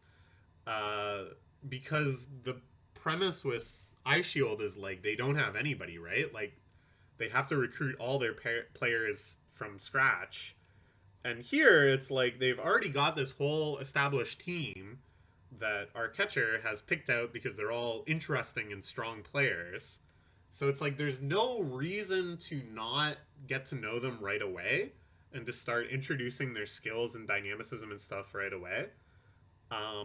Which is fine, but then it just kind of makes like this feeling of bringing them into the fold and like gaining them as comrades a little jumpier and a little more arbitrary than I think I would like. And we were talking about this last month too, that this whole arc with Kengo, this idea of like somebody that kind of succumbed to self-doubt and hit a wall with his progression, doesn't really know where to go. It was kept a little too like up-tempo, a little too bright. There wasn't really a feeling of convincing. There wasn't really a feeling of like revelation and epiphany and catharsis. Instead, it was just kind of like, oh no, he was like always down to play. He just needed to be like told one thing, and now he's like right as rain, So yeah, he has his big moment in the sun. Hits a big whopper. It's great. Maybe a little too straightforward, like I said. Maybe just a little too conflict-free. But it's still interesting. It still feels very triumphant. Still on that kind of tactical level, you feel like there was an idea there. Then, Kengo fully forgives himself. There's a really nice message about how, yes, he suffered. Yes, he felt like he was wasting time. Yes, he felt like he had just been grinding up against this wall. But they emphasize this idea that the roundabout way was the right way, that it was actually better, and maybe the only way for it to go was for him to try and fail in so many directions before arriving at this conclusion. I thought that was like a really beautiful message. I thought that was pretty well expressed. And again, I just kind of wish they had gone darker with it up until that point. Because they say, nothing was wasted, but like the kind of struggling and suffering that they're referring to was just him kind of just being like indifferent to baseball for a bit. And then we get introduced to a couple more batters. There's the pretty boy guy who only takes swings at pitches he really likes. Fun dynamic. And then sleepy boy, handsome boy who is totally asleep for most of the game but can like step up at one point and get a big hit. This is typical good sports shonen writing, have the characters very specialized, have them feel like kind of cards that you play at different occasions. Then we have some expectation, then we know what we can kind of count on. We know when things are going to be surprising and subversive. He basically just gets one big hit for sure and then collapses. Not very realistic, but like a good component, you know. Then there was what I thought was actually a very nicely done and well placed kind of anticlimax where the game just ends in a tie. And they're like, all right, time for extra innings. And let me tell you, those freaking extra innings, I watched an 18-inning game and it made me suffer like nothing ever before. But here, very wisely and very realistically, they're like, nah, it's a practice game. We're not going to play extra innings. Why would we overexert ourselves? Doesn't count for anything. It's just a tie game. Go home. I thought that was nice. Nice little moment of closure for this whole Kengo arc. Then on to the next one. Then they have this really nice chapter where they're just practicing in the batting cages between games. Fun little scenario where these punks representing another school show up and then they school them with advanced pitching. I really do like these sort of like out of game trials that sort of set the stakes for upcoming arcs. That's a element of sports shonens I've always really enjoyed. And then there's a nice kind of like surprise escalation here where the team that his brother on shows up. Very lovely, again, very tension-free reunion. He's on, of course, a super elite team. They kind of set up, oh, maybe we'll play each other in the near future. Which, of course, if they're going to get axed, will be like the big climactic final game, whatever. But, you know, you think this is going to be a scene where they just sort of set the stakes and, you know, like, oh, this enemy team is so elite, they've still got a long way to go. But then the catcher suggests that they have a little pitching showdown against, like, their all-star batter right then and there, which makes no earthly sense because, like, why let them get a preview of your secret weapon pitcher? But I like that. I like that it was surprising. I like that there was something truly counterintuitive and that this chapter moved in a direction I didn't expect. So that was all really good. We'll give it an A for the month. I think, yeah, very, very solid. I don't know if it's going to have the time to, like, actually get into the really good stuff, but it's pretty good for now. And now I'm going to blow my nose. 1 second. Alright, next, let's talk about Oter of the Flame. You know, honestly, I kind of feel similar about Oter as I do Harukaze Mound. Insofar as that I think it's, like, very solid, a very good example of the genre. But I worry that it's, like, not going to have the breathing room to, like, really become great. I think it's just making, like, a few incorrect moves here and there that are limiting its potential now, and that going for kind of like a long play might not work because just like Harukaze Mound, it's like doing okay in TOC rankings, but not as good as it needs to for like a long run. So there's a scene where we're battling against the demon. We've been battling since the last month. Oter gets his arm blown off, and then this fire spirit possesses him, becomes this like awesome, crazy fire demon warrior thing. The artwork is phenomenal. The sense of impact and choreography and everything is really, really good. Some of the best stuff I think I've seen in the series so far in terms of just that intensity and fervor and uniqueness.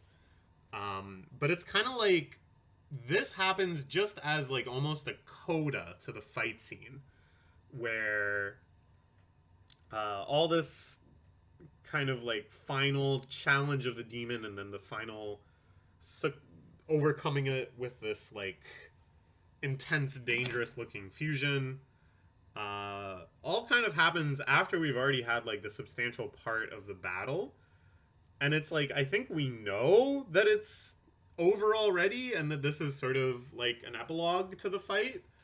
And so there's not really any kind of like tension around it. Like, instead, what if, you know, right at the start, he had to resort to this like fusion technique and then they're having this like really intense battle where Oter is like extremely strong but everyone is kind of like worried, you know, what is this doing to his health? Can he sustain this what is this even? Where did the fire spirit go? How is any of this working? Trying to figure that out during the battle, and then having the conflicting emotions of like, this is strength, we need to win, but like, what are the dangers inherent to what we're witnessing? That to me is like the better way to write it. That to me would be like a lot more compelling and stuff. Whereas here it's kind of just over. He kills the demon, and then they manage to like save him from this fire spirit possession, and they fix his arm, all kind of within one chapter. And again, it's just like all the elements are here, but it just needs to be like resorted. But whatever, they have this big win. It's the end of the Wind Spirit arc in general. They're gonna head on to the next one. We do our typical kind of villainous setup, the arc ends, so let's expand the scope and see what enemies wait in our future. We get to meet the Ice King. We hear his perspective on the general that died. We find out that the Flame Spirit has disappeared as a consequence of this possession. So that's cool. That's some intrigue, and it's like nice that they're setting this up at like the start of the arc as something to, deal with throughout the arc or whatever. That is better writing instincts. And then the prince merchant of this colony that helped them out and stuff in this arc is convinced to tag along, so it becomes like a comrade gaining manga, which I sort of expected. He comes along with them. I don't know what good he's going to be. The whole idea is that he's not really a warrior. I guess he's for like navigation or whatever, but then they just instantly get to the next thing anyways. I don't know. It's all good. It's fine. I like that there's some intrigue. I like that they're expanding the cast. They're expanding the scope. The next stop of their journey is the elf world. They all live on this giant tree. There's some interesting lore where they're like, all the elves appear to be women, but really they're just a species where there isn't as much sexual dimorphism. So there's actually both male and female elves, but they all just look like what we think of as women. I thought that was a very odd inclusion. I'm not really sure what the point of that is, but I don't mind it either, because I just like any sort of original world building in that regard. Like, any sort of just little thing thrown in like that, I think just massively enriches a story, because even if it doesn't amount to anything, it shows that at least they were trying to like come up with ideas. They were trying to do new things, that they're saying to you this isn't just the same fantasy world that you've seen over and over again. Or maybe it's like, oh, well, we just want them all to be women so we can draw more booba and try to get table of contents ranking through that. But we don't want any of you freaking pedantic nerds asking how they reproduce then. But at any rate, so we're giving a little explanation. All the elves live on a giant Yggdrasil type tree, which is awesome. I really like how that was drawn, how that was depicted. Again, just like trying to come up with little variations on Nordic lore, Nordic mythos that we've come to expect.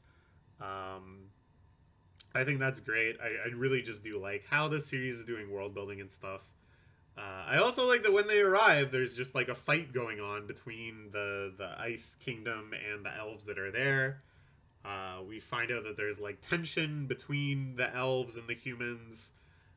That the elf that embodies the wood spirit like hates humans for whatever reason, and I'm like, sweet, that's like a setup. That's an arc's worth of stuff. and you're like putting it at the start of the arc so it can resolve itself throughout the arc, rather than just like having things be introduced and then immediately resolved, which the series was doing to a frustrating extent for a while. So yeah, I'm excited. I think this series, again, may not live long enough to truly hit its stride, but it's showing signs of like the mode that it could operate in for the scale of the adventure it wants to have, the world that it wants to build. I think there is an idea there. I think there is a lot of passion and ambition there. I just hope that we get to see it. We'll give it an A for the month. And I gotta stop and blow my nose again. We're getting there, though. This video is coming together bit by bit, piece by piece, but it is coming together. We are getting there. Alright, now let's talk about the Ultimate Exorcist Kiyoshi, which is continuing its very exciting arc in the demon world. Really, really enjoying this one. You know, when I talk about a lot of these other series, I'm like, you guys are not quite nailing, like, arc execution. You have, like, the arc setup, but then it gets too complicated, too many moving pieces, or you get defocused. It doesn't have, you know, the structure of an arc. Kiyoshi is showing us how it's done. It's a masterclass. They show up. There's a feeling of culture shock where they need to understand how to behave in the demon realm. That's fun. They're overwhelmed by the alienness of the location. There's some exploring, there's Demon McDonald's, all sorts of little instances of world building, of what demon civilization and stuff is like. That's fun. That's great. Then we get the conflict setup, where they're trying to rescue this cross paladin. This demon that they just met turns out to be a pretty big deal. It's the younger brother... No, the son of one of the other demon lords. They caught him by luring him out with the signed idol pick. But it turns out he was only allowing himself to be captured because he wanted to get the picture back. So he was waiting for them to, like, dangle it in his face, basically. Then he breaks free, then there's a big battle, and then... they find out that this demon has a plan to sacrifice all the lower level demons in that realm. This, of course, has big ramifications for Kiyoshi in particular, who has a personal attachment to one of the demons there, but it's generally just like an evil plan that we gotta stop, and that kind of sets up the impetus for further adventures and explorations in the arc. You see, there's a structure here. There's a structure here. They introduce a few elements. There's like initial conflict. That sets up like a greater conflict later. There's Kino here. And you might say, hey, that just sounds like One Piece. That sounds like a One Piece arc. You're right. Because they do it right. They know what they're doing. Lots of other little things I enjoyed in this as well. They bring back Cook, the chicken, from the qualification exam. The guy who had the pet chicken that could help navigate them. That's great. The cross paladin that they're there to save turns out to be the big eater archetype, insofar as he can eat anything and then use that to fuel his abilities. A Kirby-like, which I love. Those are some of my favorite, like, overall power archetypes. The big eater transformer type, you know, like Sun Eater in Boku no Hero Academia. I think that's just a lot of fun because it's always used, like, very creatively. There's always fun little gags and stuff that accompany it. And just sort of the, like, reframing of everything both as food and fodder for weaponry, I think is very fun. Meanwhile, the major demon that they're fighting is, like, a copycat type. Oh, if I've seen an ability once, I can replicate it. That one I'm actually not so big a fan of. First off, it's weird to me that they're doing these back-to-back because they're both kind of like copycat-type powers. They're both like taking someone else's attack and then using it yourself. But the copycat one, it always just comes down to like, oh, well, you can replicate blah, blah, blah, but you still lack the precipice power to actually use it to the extent that I do, or... you don't understand the history I have with this ability, so it doesn't quite work. It always becomes, or this is a technique so strong that you can't copycat it. It's always like kind of like loopholes and limitations. Doesn't feel like they're really kind of engaging with the nature of the copycat power itself, but rather it's like, oh, it doesn't quite work, really. But nevertheless, really great fight scene. I think the series does a great job at all of the battles between exorcists and demons and stuff. It's always very well depicted. Always a lot of like unique character and charm and how each person fights, their attacks, their attack names. And what I'm really impressed by is that it's nailed both kind of like more low level like duels and more kind of apocalyptic action that was happening during the last arc. It feels like both of them are well represented with this style, both really engaging and exciting. Most series, at some point they kind of just like lose the umph. They kind of run out of space to surpass themselves and to depict something as even stronger, even faster, whatever. But here, so far at least, I've been really, really impressed. I can't believe that they brought back the demon from the very first chapter from Kiyoshi's very awkward exorcism of the salaryman demon. Um, Turns out as well that one of the demons in their infiltration squad, or sorry, one of the exorcists in their infiltration squad is half demon.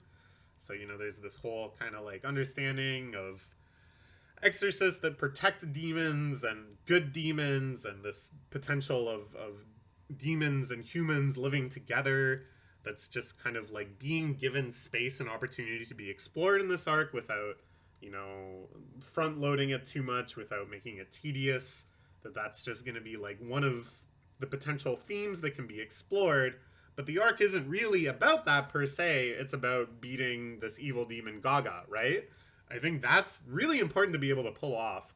You need your battle shonen arcs to be like rooted in a story around battles, but then the battles can be representing kind of like an ideological point, right?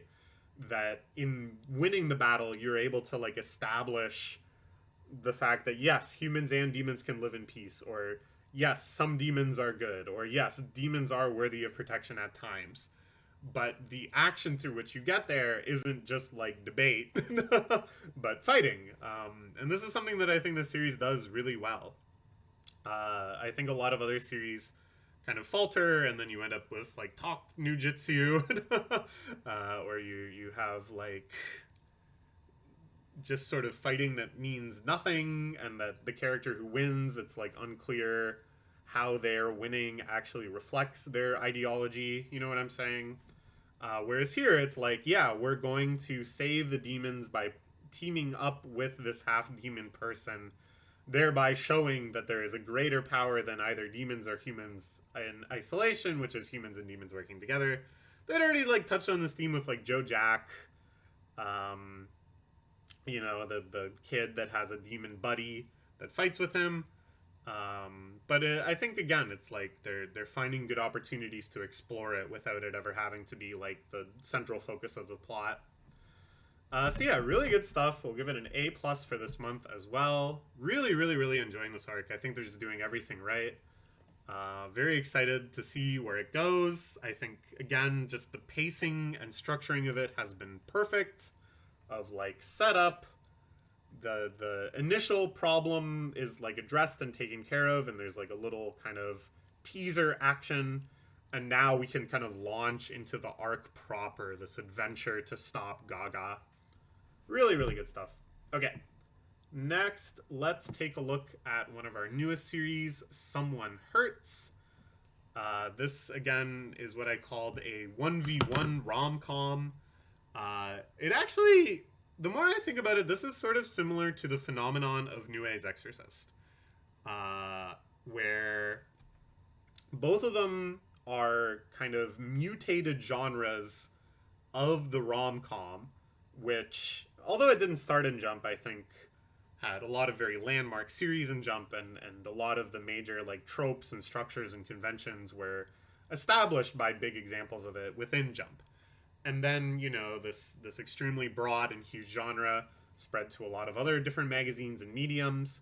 And in one strain, it mutated into the light novel style supernatural action harem, where a guy stumbles his way through various battles with an ever-increasing harem of girls that inexplicably love him and help him power up for battle. And that just happens over and over again.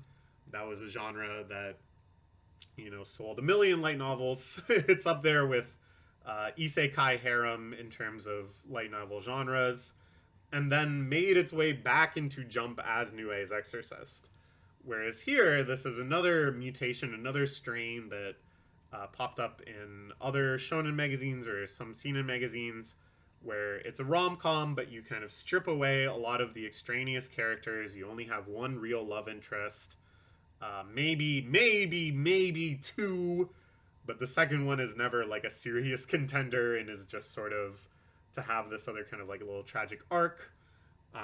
You have it be very episodic. You strip out all of the fan service. You strip out all of the kind of false feeling of progression. Progression insofar as it's never just this like constant confession baiting, but instead is just sort of like, in the future they're gonna get together. You don't gotta worry about it. Let's just enjoy all of these cute little episodic adventures without every chapter feeling like, will he ever get the courage to confess? I don't know, maybe next chapter. Basically just stripping out all of the like baiting elements and instead kind of just being like, hey, you enjoy these characters, let's just see them hang out and do cute things indefinitely. That's the 1v1 rom-com. And as it developed into a genre, now we see it return to Jump as Someone Hurts.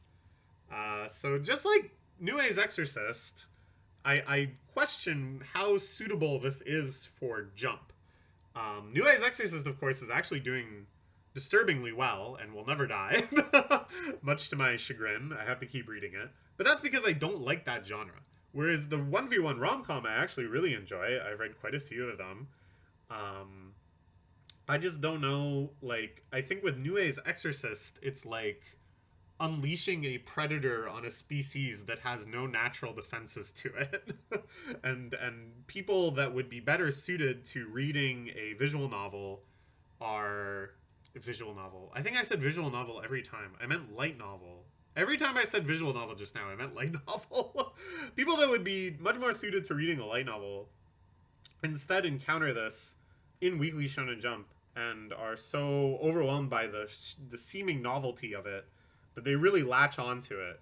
And I think a similar thing might happen here. So maybe it will find a good audience. Maybe it will actually succeed. I don't know. It feels like very out of place in the magazine. I'm always kind of surprised that what I'm reading actually appears alongside, Gonron Egg. But that's the beauty of Shonen Jump, right? Like, it is quite broadly accommodating.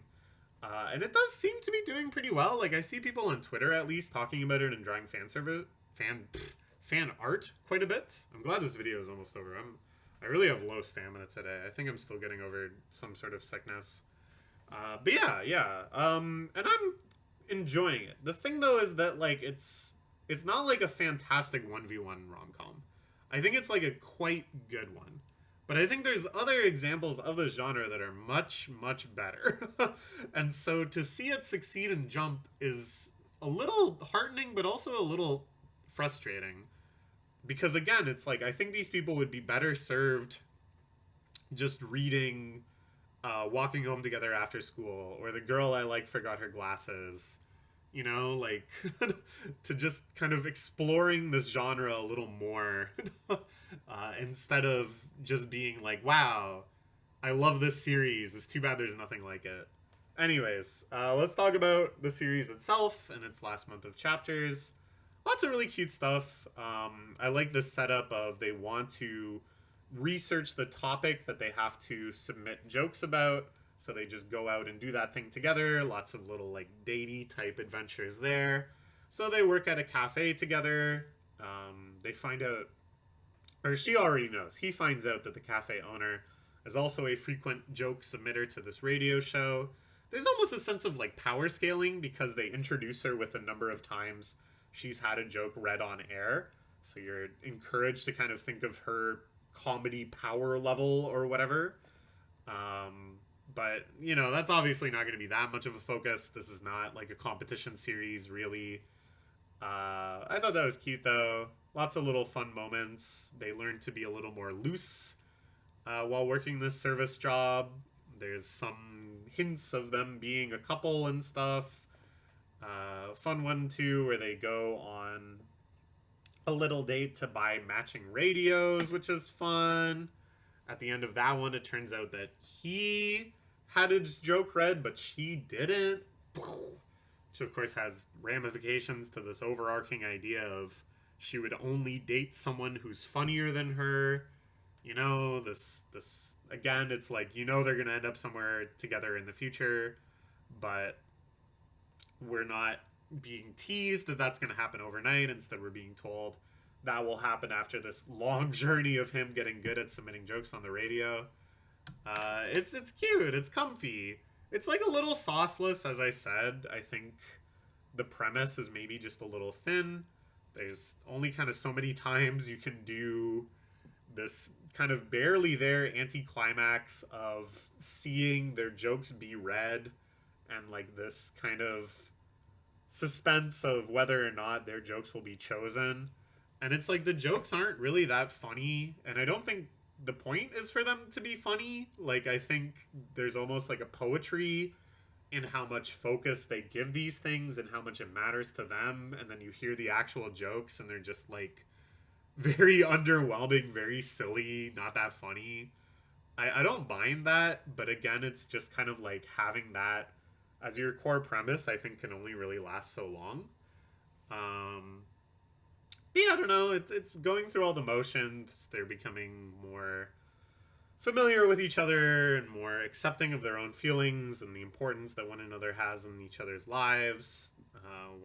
You know, feelings of appreciation, feelings of coming to rely on one another. One where he's helping her practice basketball. I don't know, like being overly considerate of one another. These are all things I really like. These are things that I think a lot of rom-coms in Jump actually lack because they're so focused on fan service and number of girls and just like moving through the beats very quickly. Whereas here there is like kind of a cozy, comfy poetry to it, which I really enjoy. So yeah, I think it's good. I'm excited to kind of have this genre represented in Jump because, as I say, it's one of my favorite genres of manga. But I think there could be more. I think there should be. I don't know. I don't know exactly what it's missing. It's just a little sauceless. And I think if they're just kind of keen to keep going to the same well, it can only really go so long. I think there needs to be some sort of arc, some sort of element of like a competition manga. Maybe they make like a radio club or something. Maybe there's more characters introduced. And this feels like a little antithetical to like the 1v1 rom-com genre. But again, it's just like I don't think it has quite the amount of sauce needed to be a 1v1 rom-com. So they need a little something else. A side couple or something. I don't know. There's a lot of directions to go. But yeah, we'll give it a B. It's not bad. It's not bad. But it just needs to be a little more for me. Okay, finally, let's talk about Sakamoto Days. Actually, I'm going to blow my nose again. We're so close, though. Okay, see ya. Okay, Sakamoto Days. This is their final series. We're getting through this. I'm like, really enjoying making this video, as always. I just, because of, like, sickness, I just don't have, like, the stamina. And then because of all sorts of other things going on in my life, I had to, like, delay making it so much. Ugh, we're, like, a whole week behind right now. I still haven't read Jump from Sunday, and it's Wednesday. It's terrible. But whatever. Sakamoto Days. This final saga continues of many, many battles. Right now, they're squaring off against the ace students from the Kyoto Assassination School at the JCC, which was the setting of a previous arc. These are pretty good fights. I think there's like interesting stuff going on. I think the sibling aces are pretty cool. But I don't know. It's like it feels like they're going through the motion of, okay, it's the big final arc, so like everybody's got to have a turn. So we're gonna bring back these student characters. They're gonna have their big climactic fights, sure. But it feels like they could have made this a little more ambitious and like put a little more like purpose behind this fight. Basically, these assassins are just there to try to find Sakamoto, trying to get information on where Sakamoto is being hidden. But like, couldn't there be like more? Couldn't there be like another reason? Couldn't there be something that they're trying to extract from the school? And moreover, like, why is this the only fight that's like happening at the school? Where are all the teachers? Where are all the other like powerful students that we haven't met? Where is the sense of like an actual world that this is taking place in? Just the feeling of this being like such an isolated conflict, just this one battle unfolding and all of our focus being put on that. It feels just a little limited compared to the scope that the series used to have. But it's not bad though. Like the fights are good. The bringing back the invisibility suit is pretty fun.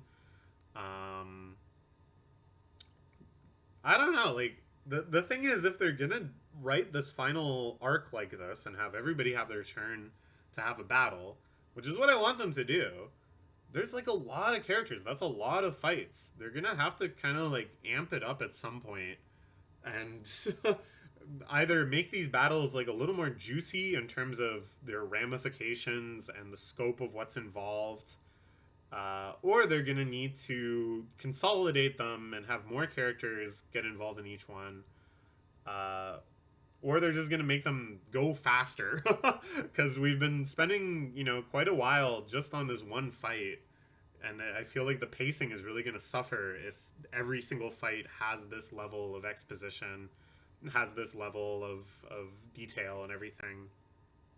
I really did like the invisible room trap that he reveals that he made an entire room invisible and traps the bad guy in it. That this was actually set up to operate on Sakamoto. It's like an invisible operating room, but then the guy realizes, oh shit, you did this because Sakamoto is coming here. That was like a really good like counterplay sequence. So I don't know. I mean, there are like it's full of good moments. I just think the overall kind of like scope and ambition of the series feels like it's getting a little lazy, for lack of a better term. And what I hope is that this is basically because they put so much juice into the big final battles with like the New Order versus the Old Order, the big final battles with Sakamoto and Nagumo and all these guys, that all of this is kind of just like spacing out. This is just buying time while effort and planning is being put into those, which I think is fine in weekly manga writing. I think weekly manga writing is basically like you have a bucket of goodwill that like slowly builds up drip by drip, with your readers' expectations and with their faith in the series. And when you want, you can kind of like relax your grip and let the bucket spill a little bit, and that's okay. But you need to kind of do that in service of something that you're building their expectations for, right? Like having a mediocre prelude arc into something jaw-dropping in Kino, I think that's totally fine. As long as you've tanked enough goodwill, as long as you've got enough goodwill in the tank, that is, that you can then tank other meaning a little bit of reader disappointment along the way.